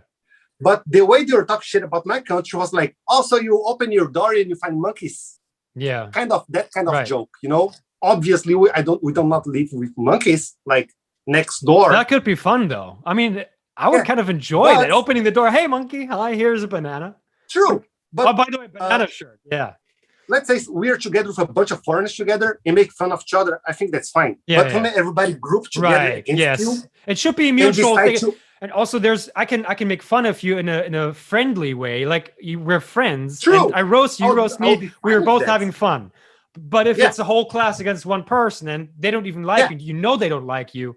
Yes. Yeah. Really you sucks. feel the negativity of the fun. Everybody's all that evil laughs. Yes. You know? Yes. Oh, he's been bullied and all that stuff. Man, it just feels bad. And that was for the whole 7-8 months that I spent on I did not even finish my 1 year because of the 9/11 stuff. Damn. But every day, man, I was trying to learn basketball. As a Brazilian that loves football, soccer, let me try to learn basketball. And I was going to the sports center, trying to make friends with these people that were playing there. And they're okay, you're too short for that. And you're a foreigner. I was that doesn't make sense. I just want to play a ball. I just want to learn they're just how full to of play. shit. You are definitely not too short for basketball. That is just bullshit. But they're just making excuse for me to not play the game. Right. You know? So I had no friends at all. again, I became an outcast. Even though I was like a celebrity in the high school in Brazil, I became an outcast again in US. Then I was like make friends with all these, metal headbanger people because I love metal. Yeah. So I found my little niche of American friends there. That's also what Giovanni told. It's funny with so many parallels here because Giovanni said he was bullied in Italy, went to Canada. There he found a group of musicians he hung out with, and then there he became popular. It's so many parallels. It's great. It's amazing. I love it. The only friends that I had in US during high school was like this, like one or two girls that were like heavy metal fans. Because I'm a heavy metal fan. Yeah. And they were like, everybody wearing the heavy metal t-shirts. And I said, okay, that's my friend. So I just went to them. But then you left the US after like not even a year and you never returned. Did you keep in touch with your friends or? I kept touch with like one or two friends, but then, high school, university back in Brazil, I just like took my life to theirs. The only problem that I had was like, since I left US before I finished the 1 year of the high school, I had to go back to Brazil in my last year and learn 1 year in 3 months. Wow. So I had a deal with my high school saying that I'm going to prove to you that even though I've been out for 1 year, I will make this 1 year in 3 months. So I was like, in the last 3 to 4 months of the last year in high school, I was doing the test of the first semesters, the first like trimesters, trying to catch up with everybody. I was like studying 18 hours a day, every day. And I finished full ace finally. Wow. Yeah. Amazing. So I like to study. Yeah. You are smart. I'm not smart. I just like to study. No, for me, smart people are those who do not study. Just I think you're pretty smart. I'm not. So then you studied medicine in Brazil. Physical therapy. But so that's is it like a pre-med degree in the United States? Or what would have been your degree in the US if you had stayed there? Physical therapist, like PT. Okay. So you didn't change your path because of that. You kept. My father wanted me to be a doctor, like a medical doctor. Yeah. But personally, I like to use, how can I put that in that way? I like to feel more connected with my patient. Like before choosing which one I want to go, I want to feel more connected. And in Brazil, the mentality that I had about doctors was whenever you get sick, you see a doctor, 10 minutes, prescribe a medicine, go away. Yeah. Next one. Next one. It's the same in many countries, but that kind of mentality. And compare that to physical therapy, I feel more inclined to be with a patient and see its progress. I like to feel that I'm useful, like that I'm helping. Yeah. Gradually somebody. Right. And in Brazil, we have this kind of test that we call vestibular that we try to apply for different universities in Brazil for the different majors that we want to go in. And I apply both for medicine and physical therapy in different states and different cities. And I passed in both of them. So I had to choose. So I decided to choose physical therapy, even though medical student in Brazil earns way more, like the salary is way better. But in the long run, I felt myself more inclined to help people with my own hands. With the future plans to maybe open my own physical therapy clinic. And later on, a few years later, apply acupuncture. That's when everything started to build up in a bigger project. So your plan was initially to come to Taiwan, learn that, go back to Brazil and open a clinic there. Was that your plan? Yes. It was like first between doctor and physical therapist, try to open my own clinic. Oh, acupuncture. Let's go to Taiwan, come back and incorporate that into the physical therapy clinic. And then what happened to change your plans? I fell in love with Taiwan. Oh. Seriously, that's pretty much was the thing that changed my mind. I mean, I was learning physical therapy learning acupuncture in Taida Hospital in Banqiao. National Taiwan University. it was more advanced study of acupuncture for, I mean, that's complicated. I came to study through the TTT.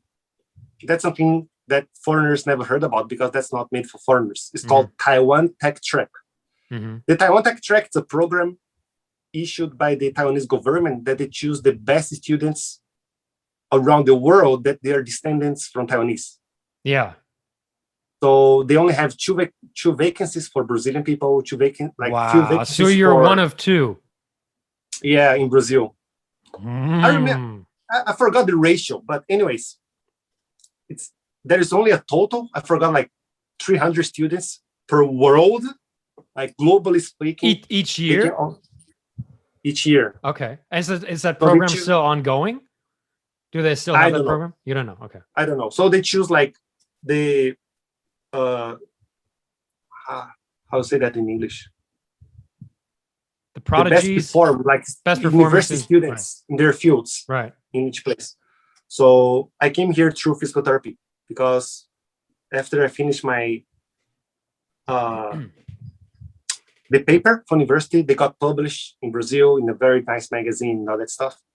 And along with my grades and stuff, I was included in this TTT program. So the Taiwan Tech Track actually was meant to me work as a physical therapy student in Taiwan and then go back to Brazil. But I kind of found a way to use the TTT to learn acupuncture instead. So that was something not on the plans. So I was supposed to be doing PT only, but I used that time to learn advanced acupuncture, even though I never learned acupuncture. And that program was like only for doctors only, but I got into as a physical therapist. Something more as an experience project, not to get the degree and stuff. Yeah. Because everybody on that project was already graduated acupuncturist, doctor. Yeah. But so I was like, you did get your degree, right? You did that degree in Taiwan. I did that for the TTT degree. So I told them I want to give up on my physical therapy thesis and I want to do a thesis about acupuncture. Right. And they say, okay, if you want to try to do that. So I changed my study focus from physical therapy to acupuncture. Right. That's why I was allowed to be on that class. And after that, I was planning to go to Taiwan to join the best acupuncture university in Taiwan. So that's why I sold my house in Taipei and invested here in this one in Nankan, because I was planning to leave Taipei anyways and plan to go to Taiwan. And this took almost 1 year. In the second year, like in the first year, also I was like spending my time in the Shita to learn Chinese, of course. In the first year, everything combined, learn Chinese, like going from Taoyuan to Taipei, back and forth, using transportation, feeling the city, feeling the culture, And I felt, man, Taiwan feels awesome. Like, I really like this place. It feels comfortable. Every time I'm on a bus, on the MRT, I don't have to be worried about like people trying to rob me. Safe. I can use my earphones. My phone is safe. I feel comfortable here. I don't feel the pressure of danger on the streets. And it just feels good. And I was like thinking to myself, okay, if I spend more 4 years here to learn acupuncture and go back to Brazil, I have to give up everything and go back to that hell, to be afraid to go to the streets, to be afraid to drive at night, to be afraid all the time of lightning kidnaps, of robbery, of stealing. Man, that was like a weight leaving my shoulders in the first year. I kind of felt that a little bit in US, but not as much as I felt in Taiwan. How weightless I was feeling walking around Taiwan. This safety, doesn't matter what time of the day. It just felt so good. It's very strange. Germany is not known as a dangerous country, but I did feel some form of danger sometimes in Germany because you still encounter more aggressive people, maybe drunks or also bullies from school or Yeah. just Nazis or I don't know, just some weird people. But when it comes to Taiwan, it's amazing how light you feel walking. Yeah, weightless, light. That's the word that I want And to in use. Germany, Germany is really not a super dangerous country, but I just feel much lighter in Taiwan than I feel in Germany. You Even feel comfortable here. yeah, You know that there is no, I don't know, there's no this oppression here. it's a magical feeling. It's very hard to describe. Okay, so but it is. then you got your degree, and I got my somehow degree in the TTT, and then I had to make a choice to either go to Taiwan to learn acupuncture for 4 years, or either decide to. I mean, my choice was either go to Taiwan yeah, or gave up on that. Why Right. do I say that? Because during my TTT program, I was talking to my acupuncture teacher. He's Taiwanese, obviously. And I also asked him, if I do the acupuncture university in Taiwan and I graduate, can I work in Taiwan? I asked him that because I was already planning to live in Taiwan. okay, My focus of going back to Brazil was already shifted to how do I live in Taiwan? That's why I asked him that question. And he said, of course you can work in Taiwan as an acupuncturist because you're going to have the degree from Taiwan.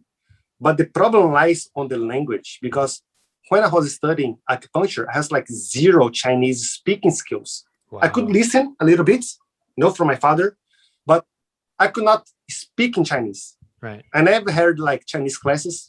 And he told me that most of the people that looks for acupuncture in Taiwan, they're like Taiwanese elder people. And they speak in Taiwanese. That's Yeah. even worse for me. Taiwanese is different from, for all the English listeners who don't speak Chinese. So the official language is Mandarin, which is the Chinese you hear from mainland China. But there's also a local dialect called Taiwanese or Hokkien, or they have different names for it. But it's a very it's a very different sounding dialect from Mandarin Chinese, and it's so different that even though it's basically the same kind of language family, you really can't speak it if you don't learn it, especially. So yeah, even I, after living in Taiwan for almost 16 years now, I cannot speak I can speak Mandarin, but I cannot speak Taiwanese. So that's why a lot of the older people in Taiwan, they never learned Chinese or Mandarin Chinese. They only learned Taiwanese. Yes. So there are some communication problems there. Okay, go ahead. And me as a graduated like kind of medical student, because I was already a physical therapist back then, and I know how important it is a language between you and your patient. Like, I mean, the person is putting your life in your hands, pretty much, right? And I was, man, that's really an issue. If I want to work as an acupuncturist in Taiwan, my Chinese must be perfect to be able to understand the patient needs and to prescribe the best treatment for him. And that's when I was scared to have this kind of responsibility with my patients in Taiwan. And then he brought me another problem. Aside from the language, even though I look Asian in Brazil, I look foreign in Taiwan. Right. You don't look like a Taiwanese person. Yeah. Yeah. So if I want to ask you, like, Sasha, if I give you two I would pictures, think, I would think you look kind of Greek to me. You look Greek to me. I mean, a lot of Chinese people, they told me that I look Greek because of my nose. Yeah. But if I give you two options, you want to learn soccer, and I give you a Brazilian teacher soccer and a Japanese teacher soccer, who are you going to choose from? Well, I mean, if it's just a random guy, it's probably the Brazilian guy. But unless he's a professional football player, right? Right. The stereotype helps. So it's the same thing. In Brazil, I would be advantageous to do acupuncture because I look Asian for them. Yeah. But in Taiwan, doing something that's Asian-related medicine, looking as a foreigner, it's weird. Just that would suspicious. Be like, that's like you want to open a Chinese restaurant in the United States as a white guy next to a Chinese guy's Chinese restaurant. People would be like, what the fuck are you doing, bro? Come on. I mean, we have this Chinese guy right here. We don't need your freaking knockoff Chinese restaurant. Yeah. Exactly. Yeah. And I had to bet 4 years of my life to make that happen. So I gave up on that. So I Yeah. gave up on another university.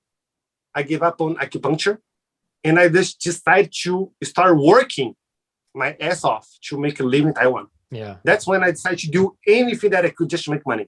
Okay, I did not have the rent pressure because I was living in this house, but still, every financial support that I was going to have during my university time in Taiwan was canceled because that was on me.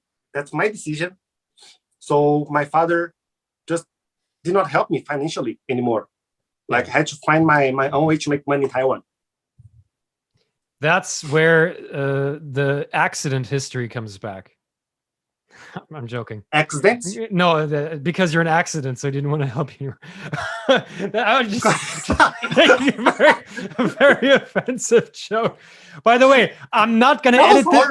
I'm not going to edit this out of the podcast because I want people to see how dark my sense of humor can be sometimes in private. That's funny. I couldn't think about it.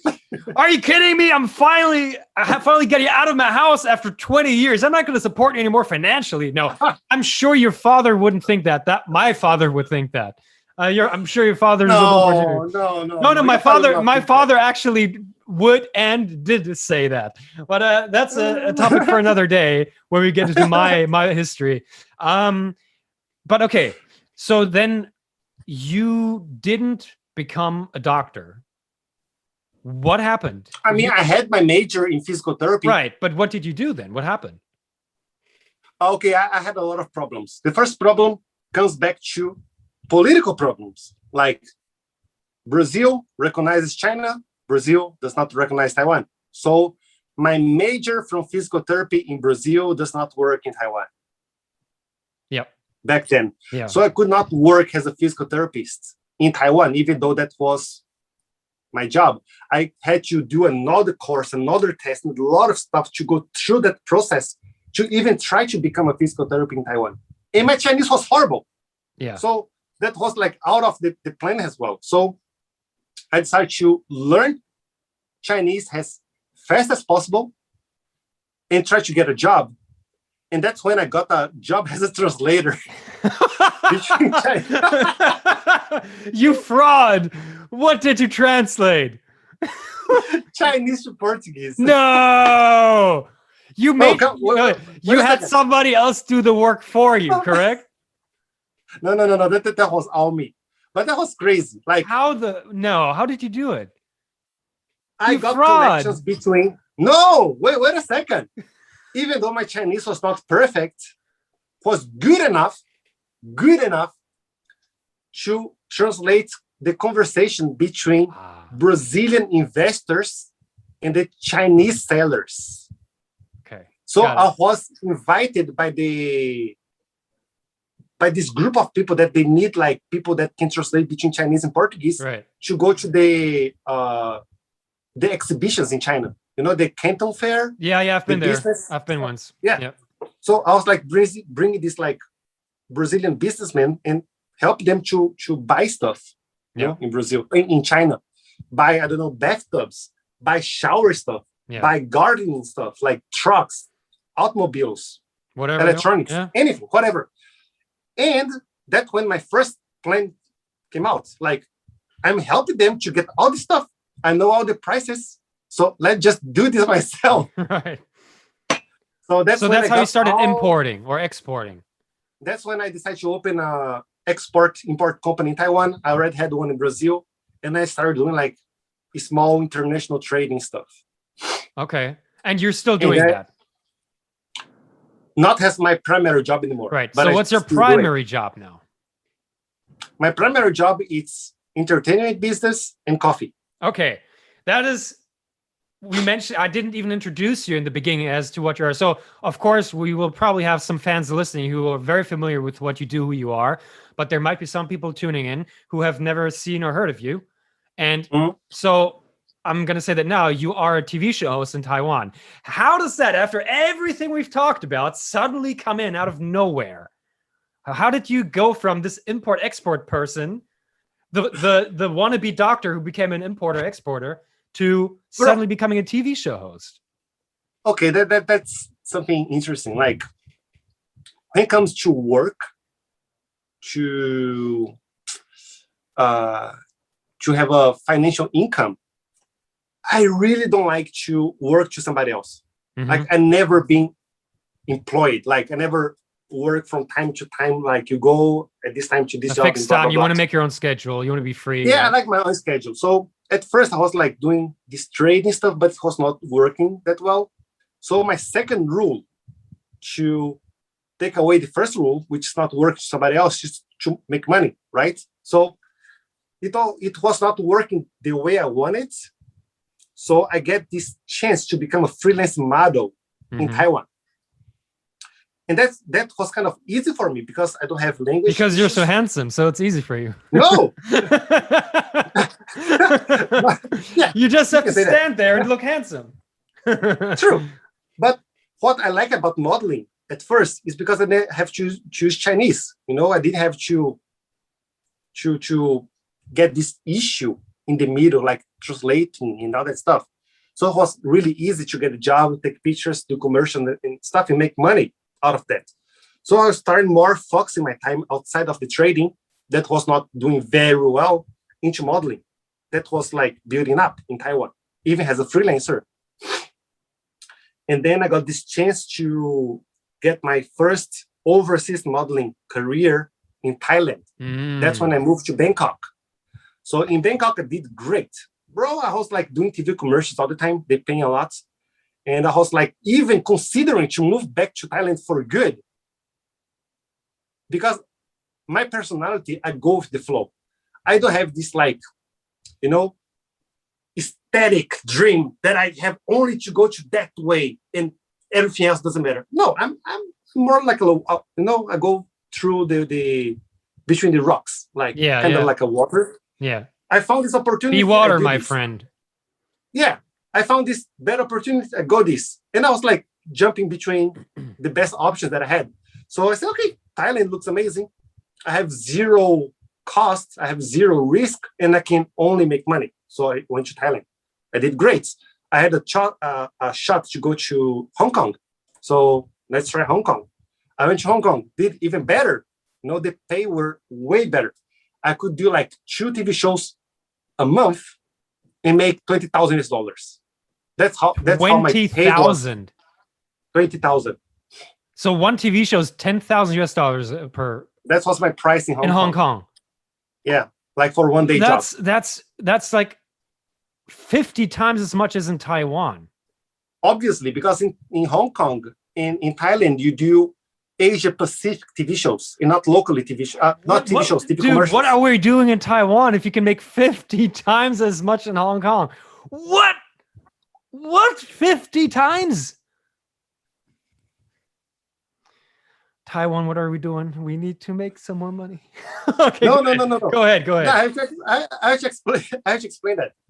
The problem with the Taiwan TV shows, not TV shows, TV commercials. Oh, you were talking about commercials. You weren't talking about TV shows. Oh, commercials. Because you said TV shows. I thought you got 10,000 per TV show. No. 10,000 per commercial. One day of TV commercials. Got it. I see. The problem with the TV series in Taiwan is because it's locally. You shoot in Taiwan, it only broadcasts in Taiwan. Right.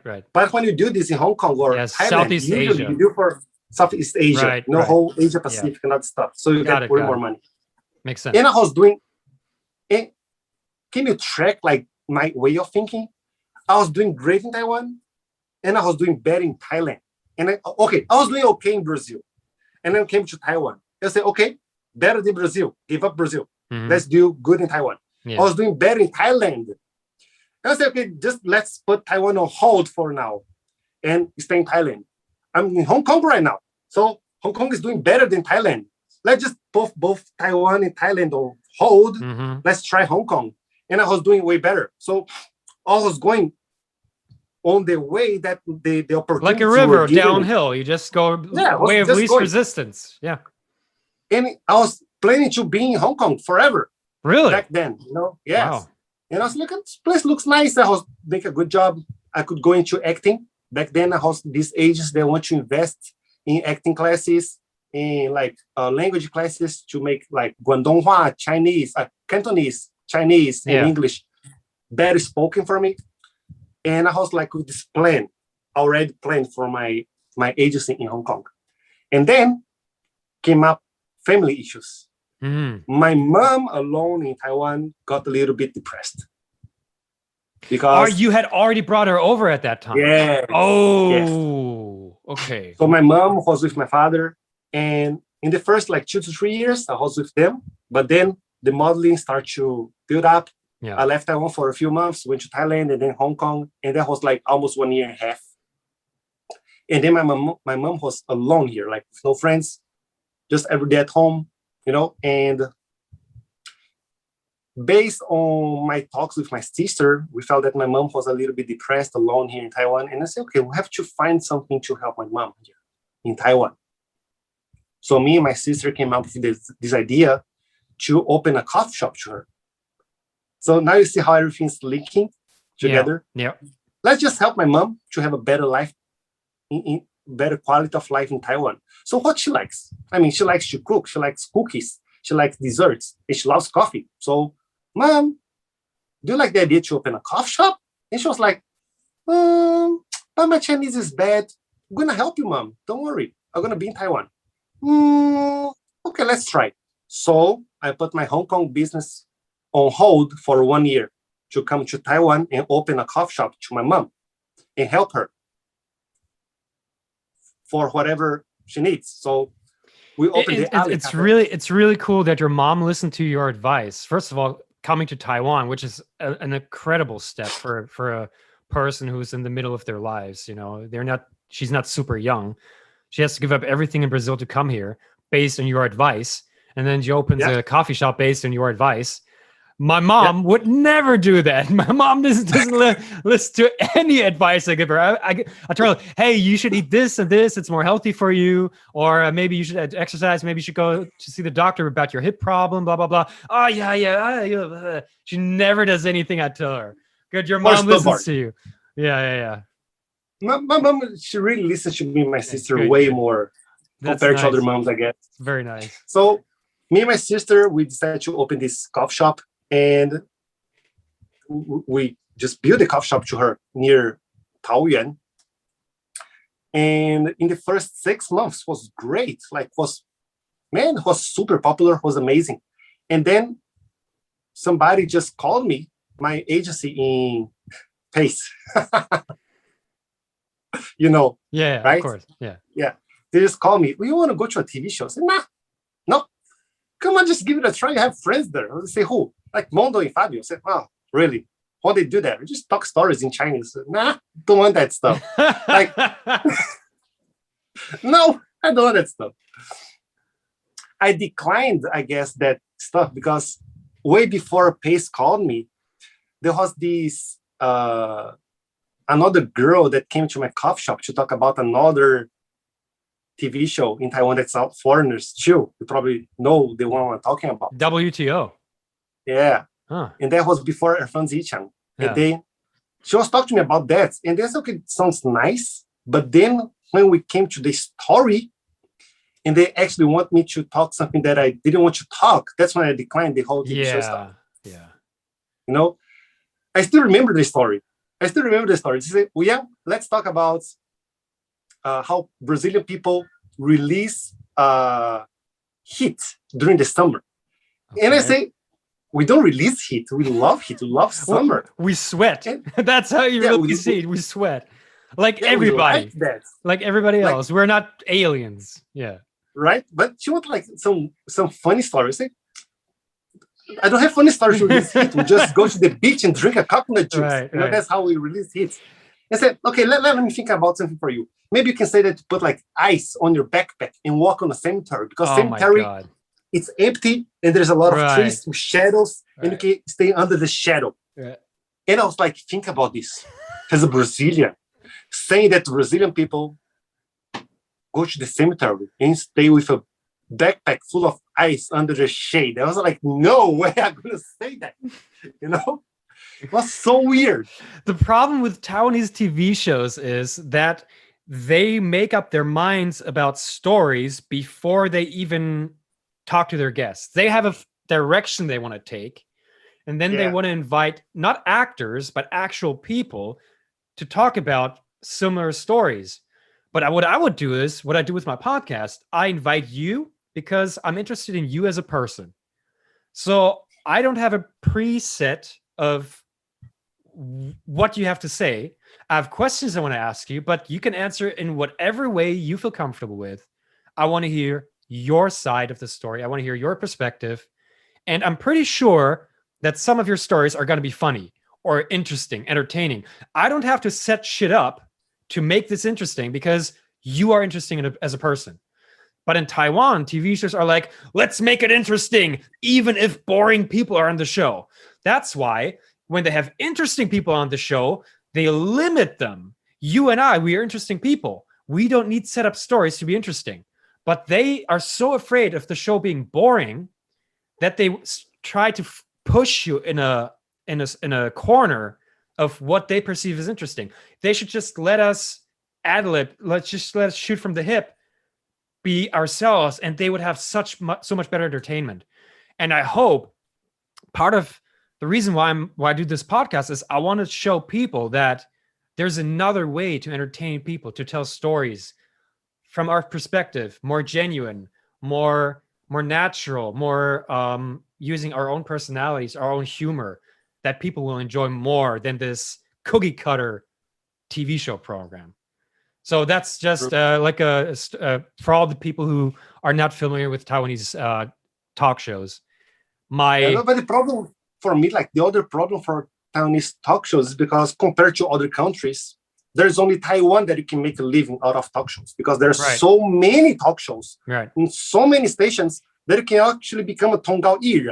That's like a profession that you just make money out of telling stories. Right. That doesn't work in any other country in the world. Yeah. And that's when I guess the reason why they do that is because of the pressure of the competition. Yeah. They have these budgets and the pressure from the investors that they have to make the ratings go up every single episode and fight against the competitor. Right. So, yeah, I understand how we feel when we are kind of forced to talk about stuff that we don't want or not the way we want. Right. But as somebody that loves money, like me, like I like to make money, on the investor side, I understand how they have this kind of the pressure. Of course, and they're also very reluctant to try new things because they don't want to take a gamble on a new idea when something else is already kind of working on TV, even though it's not performing super well, but they're surviving. Basically, they're not thriving, they're surviving. But for how long, we don't know. But anyway, so you turned those TV shows down because you weren't interested. But then after all, when you came back to Taiwan and you ended up on a TV show like that. So why? Okay, so the reason why was because of the coffee shop. I guess most of I have a lot of Taiwanese friends. They like, like celebrity. Because you want to be famous, you want to be blah, blah, blah. But no, for me, it's much more for a business point of view. Because right now, I'm in Taiwan because of what? Because of my mom. What does my mom need right now? But if you asked your mom, why are you in Taiwan? She would say, because of my son. And now you're blaming your mom. It's all your own fault. It is not your mom. You are in Taiwan yourself. And she is here for you. True. So I felt responsible for leaving Taiwan and leaving my mom behind. Yeah, dude, that was not cool. That is not... Okay, mom, please be here with me. I feel so lonely. She's here. Okay, mom, see ya. I'm having fun in Thailand. That was not happen. I know. I'm just giving you a hard time. Go ahead. Anyways, coming back to Taiwan, my priority right now was to make the coffee works, right? And how you make something works out, you make it famous. So even though I declined the TV shows, I end up with another idea. I say, okay, right now I have this coffee shop that's doing okay, right? But if I go back to Hong Kong or Thailand or whatever, how can I help this before that? So I said, okay, maybe if I go to a TV show and help to promote my coffee shop, that might be another plan because that's what advertisement is. So I do not have to waste money on advertisement. I do not have to waste money on publicity. And I can still make a little bit of money. Yeah, some extra pocket money. Yeah, it's like a win-win for me. Yeah. So I decided to give Erfan Zichang, like this Taiwanese TV show, a chance. Actually, not just try to become famous. I just try to increase the exposure of the coffee shop that we opened for my mom. And every time that I had a chance to do that, I would do it. So that's why I decided to do a lot of the topics related to food. Remember, we have like this competition about food, these desserts and stuff. Right, yeah. I'll just talk about this, how we do in our coffee shop and all that stuff. I always try to bring attention to the coffee shop. Right. But then that's when the TV shows start to increase in terms of quantity and in terms of money. Lucky maybe, because it was during the Brazilian World Cup. You mean the one where Germany kicked Brazil's ass? That one? 7-1. That one. Exactly. That one. Okay. Just wanted to remind you. Let's just like the stab knife in my heart right now. That one. So, I had this plan with my manager because back then I was still in Pace, right? But then I changed the manager. And I did not like the idea to only go for TV shows as a foreigner. Yeah. Because for me, that was limiting. Yeah, very limiting. My exposure. No, I want to make my coffee shop more famous. So I had to be on more TV shows. But if I have to only be on TV shows when they ask for foreigners, I'm in trouble here. I'm mixed. My father's Taiwanese. Why can't I go as a Taiwanese person that was overseas, as an ABC or whatever? Yeah. And then I asked my manager to find a way to push me to Taiwanese only topics and to talk as a Taiwanese that was overseas. Mm-hmm. And that's when the things start to change for me in the Taiwanese entertainment business, because now I'm not the Brazilian guy. Now I'm the Taiwanese mixed guy. Now you're the Taiwanese guy with the weird accent. Yeah. Why does he speak Chinese like that? He doesn't sound Taiwanese. Everybody makes fun of me of that. But that's something that people impress on their mind. Right. That's good for me. You know, every time that I go to some TV shows with another foreigner, I say, oh yeah, it's such a shame. Your father is Taiwanese and he speaks Chinese better than you. But that's fun, you know, because I don't feel bad for that. Because like for you, for example, have you had like Chinese classes? Yeah, of course. Yeah, I have. Like university or stuff? Oh no, I learned Chinese for 2 years before I. I learned for like 3 months. Right. And then everything that I learned was like based on friends, like daily talk. So that's how I speak the way I speak. Yeah. So your Chinese is good enough. No worries. Yeah. No, I'm not talking about who is better. I just thinking it's funny. I think they shouldn't. The thing with a lot of people here is when you make a mistake in Chinese, they laugh about you. They make fun of you. But then when they speak English, they're afraid. They don't want to speak English because they're afraid of getting laughed at. And I'm like, stop the whole thing of making fun of people's accents or stuff. Just take it easy. And we won't laugh about you when you speak English. Feel free to practice with us. Feel free to talk. Don't be afraid. And give us the same privilege that we can make mistakes. And just remind us if we make a mistake. Be cordial about it, you know.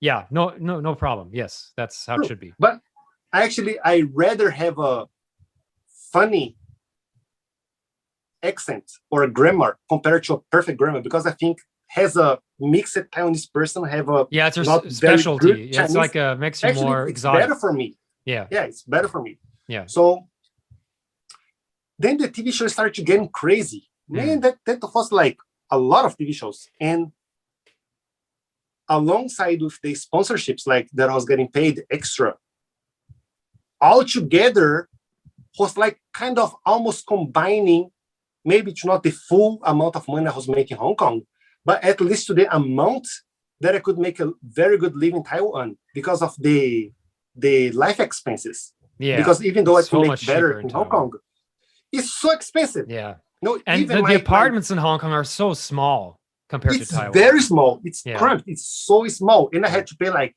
$2,000 to $3,000 US per month. Yeah, it's crazy. Just for a small room. Yeah. You know? And that's a lot. And I started like shifting back. my mentality, okay, now I have this new job, which is called Tonggao Yiren, which is called like TV shows, TV talk shows and stuff, that I can make one extra money, help the coffee shop at the same time, and be with my family, which is the most important for me. Be with my family. And I gave up back, I just gave up on Hong Kong, gave up on modeling, gave up on everything, and then start to build my career in the entertainment business while doing coffee business. And that's when I decided to launch my own coffee brand, but I realized that the coffee brand that I was using was buying the coffee beans from my mom's family. So people are just, it's almost like everybody's scamming each other. You should go the straight way a lot of the time, but just because you're lacking one piece of information, you have to go a detour. True. Yeah. Weird. So I found out that my coffee shop was using a very famous worldwide brand that was using the coffee beans that was coming from the farm of my mom's family. And I say, Father, let's just stop buying this stuff, import that beans, roast ourselves, and launch our brand. That's what I did. So I launched the Ale Coffee brand. What's the brand? My own coffee. Ale Cafe. The Ale Coffee. How do you spell that? Ale. A-L-E is the first three letters from my mom's name. Oh, okay, yeah. My mom's called Alessandra. So Ale. The Ale Cafe is the name of our coffee brand. And we started doing coffee business alongside with TV shows. And that's when 2 years ago, like I have the chance to start hosting my biggest role, kind of, you can say, in the entertainment business, because it was not a small TV show. It was like a big TV show on a big TV station on a prime time every day. And because you work in this entertainment business as well, you can be a Tonggao Yiren, like a talk shower. Yeah, like a talk show. Okay, so in Taiwan, they have this kind of profession of talk show guest. So for all the people who are not familiar with Taiwanese TV culture, in Taiwan, there's a group of entertainers whose sole purpose is to be a guest on TV shows, to talk about whatever topic they set up for the day. So they're professional talk show guests. Yeah, basically. Yeah. So celebrities. They're not people who you see on those American TV talk shows where people talk about their family problems or something. That's not that. They're professional TV celebrities, and they're always guests in TV talk shows. Anyway, go ahead. In Taiwan, it's way weirder because usually in other countries, like the guests, they're already famous. It's like a big actor. But you have either really famous people who are there to talk about a short story and promote a new film or something, or a song, or you have talk shows where you have just normal people from the street talking about their family issues. I don't know, maybe you've never seen those, but I saw that. I saw those ones, but either one of them, they do not come back to the TV show as a job. Right. Yes, exactly. They just do it. Yeah, they do it once. Right. Yeah. And in Taiwan, you can go there as a regular person, again with no popularity, and then become famous, and then become a regular guest. Yes. That's what we became, actually. Very special kind of career. Yeah. Yeah. And you can do that for a living, but in any profession, in any stuff, you have kind of degrees, right? Yeah. Stairs. So of course, the first one is you have no popularity, you just go there for once in a while. And then you go there as a regular basis. Yeah. And then you finally would be the final summit is to host your own TV show. To host your own, that's the ultimate thing. Yeah. The ultimate thing. And when you get that, then everything else gets more easier to you. Yeah. And you can get more advertisement jobs. Yes. You can be a spokesperson for a famous brand and stuff like that. Yeah. It's like you are an actor and you are a Grammy Award actor. Yeah. You're Oscar actor. It's different. Right. So as long as you have this big shot in this business, everything comes better. Yeah. So after become a TV host, an official TV host on a big TV station at prime time, the pay get higher, sponsorships get better, everything gets better. And then that's how I became a TV host. Like, was going through my weaseling your way into the back door somehow. Sort of, but from different doors. Like I went from trading. Oh, it's not working. Modeling doesn't need Chinese. Yes, let's go to Bangkok. Oh, good. I can act on TV commercials. Oh, Hong Kong pays better. I go there. Oh, my mom feels sad. Let's go back to Taiwan. And then we do a coffee shop that are going to use TV shows to help my coffee shop. Oh, man, TV show is doing good. It's paying good. Let's do both. And then TV host. So what's really amazing about every step of your life is that you, based on your perspective, you could have seen it either as a hurdle or a hurdle that you have to climb or jump over, or basically as a threat. But you took it more as a little obstacle or challenge that was really helping you in a way. You took it as an adventure, maybe more than you were very positive about facing these things. Yeah. I guess I treat life as an RPG game with only one life, with no reset button. Yeah. Yeah, because like, why do I love to play games? But you are not a gamer like me. I know, I am a gamer. Dude, I am a gamer. Okay, so you understand what I'm going to say right now? Yeah, do you like of course. Easy or hard games? Huh? Do you like easy or hard games? Yeah, harder games are better. Yeah. Because the satisfaction to beat the obstacles better. Yeah, absolutely. Yeah. Like, that's why I hate cheaters in games. Like, what's the point to cheat in the game just to win? Right. I feel no value in winning by cheating. I agree. I want to lose. I want to failure. I want to make that something that's worth wasting my specific time on Earth. Work for. Yeah, absolutely.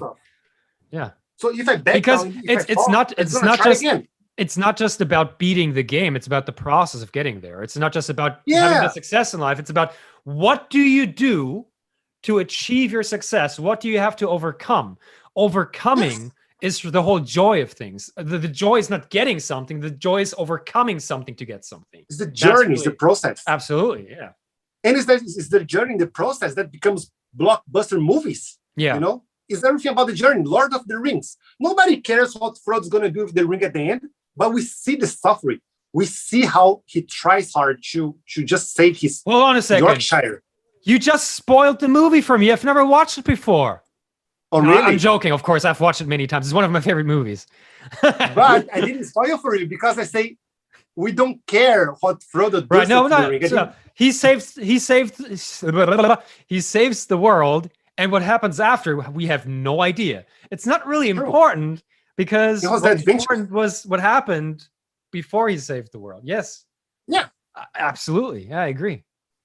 And if you see RPG games, like our life's pretty much an RPG, like that's pretty much we waste our time to learn skills. The skills get leveled up. Yeah, right. Use our skills to make money, to make profit, to buy a house and all that stuff. Yeah. It's pretty much like we just have like one chance. So we have to make the best out of it. So maybe that's where my positivity comes from. So what's next for you? You sound like you have everything is going pretty well for you. Do you have any unfulfilled dreams for this year or for the next 5 years, or do you have any plan at all? Maybe. Okay.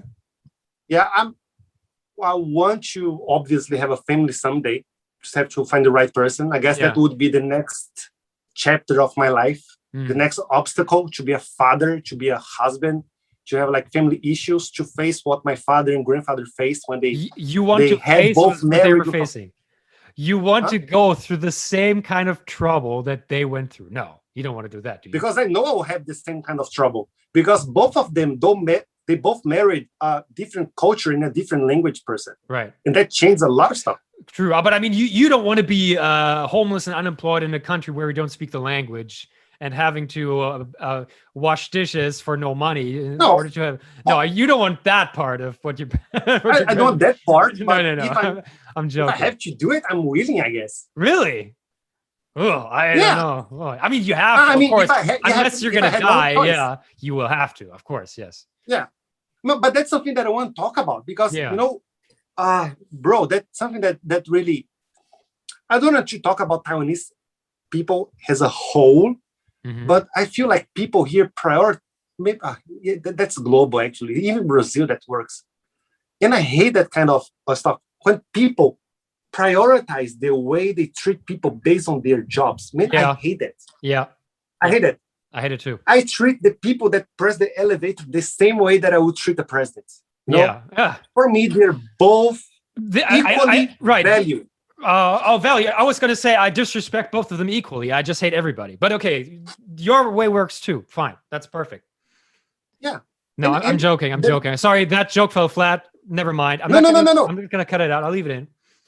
I'm just trying to get back to the point where you say that, like, are you willing to wash dishes and be the... Oh, no. Don't get me wrong. My point was not that people who work that kind of job are despicable. Not at all. I know how tough that job is and how little. No, I know you because I know you as a person. Yeah. But I know a lot of people that would say, "Oh, I would never do that because that sounds horrible." Oh, I see what you mean. No, I mean you have to. If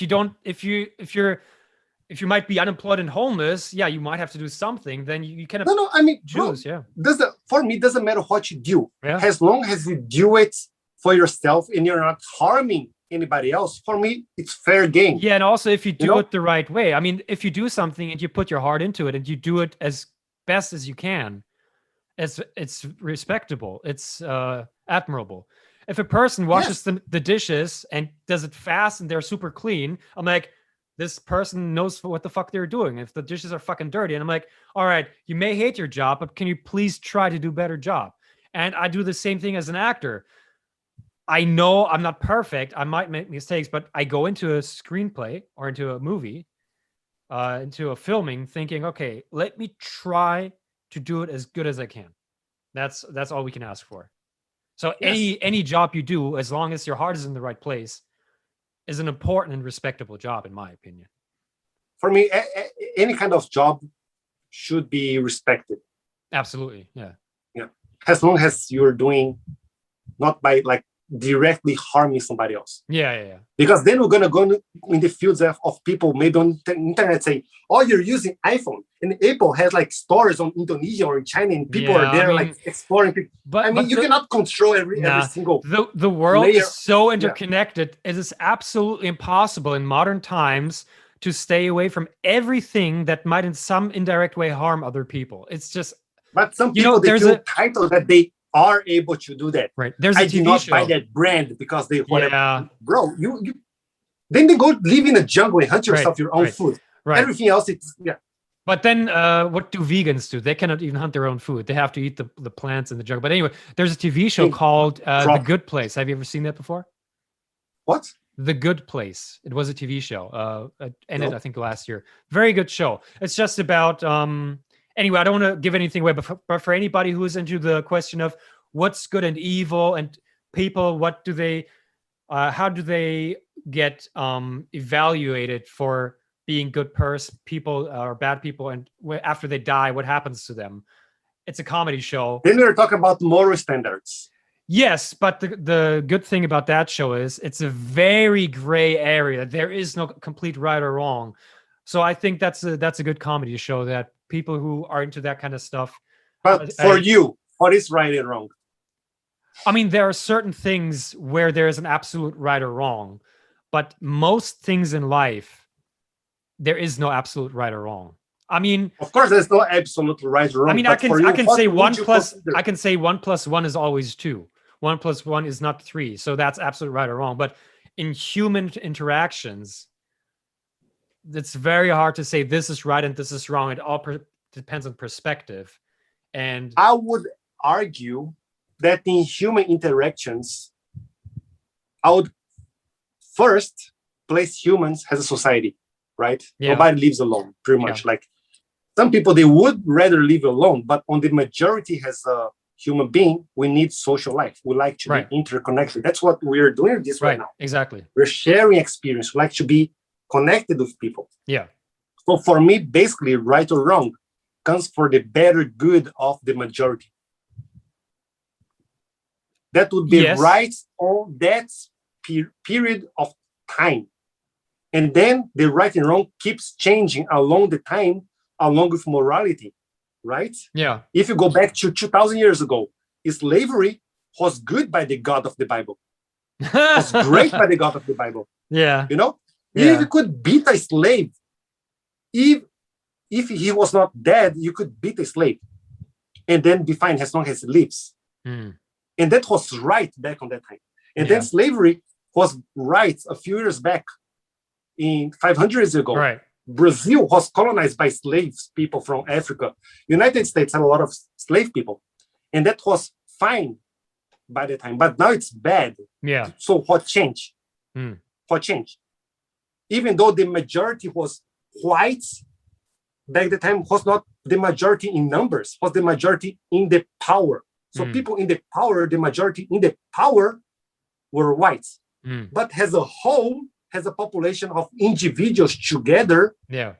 the number doesn't matter. The number matter as a whole, as a human being. Right. So what's better for humans as a whole? Is slavery or not slavery? Not slavery. So it changed back again, right? So as long as we respect the freedom of each individual as a whole in the society, I would say we can choose the best right and wrong for that specific kind of time. But it keeps changing based on It new keeps changing. technological advances or new scientific discoveries and changing environment. Yeah, things change. And things change fast nowadays. And yeah, we've been talking for 2.5 hours. I need to have you on one more time sometime soon, because there are still so many topics I want to discuss with you that we haven't discussed. Like I mentioned astral projection in this podcast, but we didn't really talk about it. But this needs more time. I want to talk about it at least for an hour. And then you're also heavily into crypto, which we haven't. I don't know if you're at liberty to talk about it, but those are two things I want to talk about because you have a lot of experience with these two things. And this podcast is long enough. And if you're willing, I hope you enjoyed it. I want to invite you back sometime in a couple of weeks, maybe. And I want to talk about more topics because I really enjoyed it and we have a lot more to discuss. What do you say? It'd be my pleasure. I mean, even though we know each other for like 4 years, I guess this is the first time that we really sit to talk about kind of like face to face stuff. Yeah. It was a really nice experience for me. Like my first podcast ever. Really? Yeah. I just feel like you are a perfect guest for a podcast because of your life has been really amazing. In good times, bad times. I told another friend of mine, I think I told Giovanni as well, I want my life to be like a great story in a book. Like I want this book to have an awesome title and be a good book. It's not just this went well and everything went well or everything is shitty. It has to be ups and downs. You don't know what to expect next. You don't know what's coming. But at the end, you're like, fuck, that was an amazing ride. And you want to touch people in the process. So you are one of the best people I know in that regard that has an amazing story to share with such a wide variety of experiences and different fields. And you're also good at telling stories. So I think you're perfect for a podcast. And that's why I wanted to invite you. And yeah, I'd be happy to have my you. life has just been full of inconsistencies all blend together. Yeah. From my grandfather to my great-grandfather to my father. Yeah. Everybody just like a randomness of chaos that's just like blending together. But thank you very much for the invitation. Thank you for coming. I really enjoyed it. It's awesome. I really like it. I really like it. I really hope we're going to get some English listeners for this one. Because so far, hopefully. I think most of my listeners would be Taiwanese, probably. I hope they can understand this podcast because they get to know you better. Hopefully, they will like you even more after hearing this podcast because you're not just a handsome foreign or mixed face on TV. You have a lot of interesting thoughts and experiences to share, which are valuable. So I would hope that you can increase both your Taiwanese and hopefully also foreign fan base after this, and me as well. Hopefully. Because I think I just like to connect people with other things that are valuable to them in whatever way. And I think you provide a lot of value with what you have to share. And yeah. Thank you very much. Yeah. Cool. Awesome. Then that's it. And yeah. Great. Anything going on during COVID? Any jobs? You still have jobs so far? Yes, I'm doing jobs. I'm doing a lot of pay. Yeah, like online advertisements, product placement. Yeah, online advertisements. Like online media, yeah. Cool. I'm going to start selling my coffee online again because I opened another coffee shop last month, but I had to close after 2 days of opening because of COVID. So yeah, it's on hold right now. We'll see. Let's hope we get the vaccine soon in Taiwan, and then slowly but surely we can get back to normal life. Hopefully. I really need it because I haven't really been working at all this month, other than this podcast, which I'm not getting paid for yet. Okay. Wink to the sponsor, to the potential sponsors. We'll see. Anyway, thank you for coming, and we'll see each other soon. Yeah. No problem.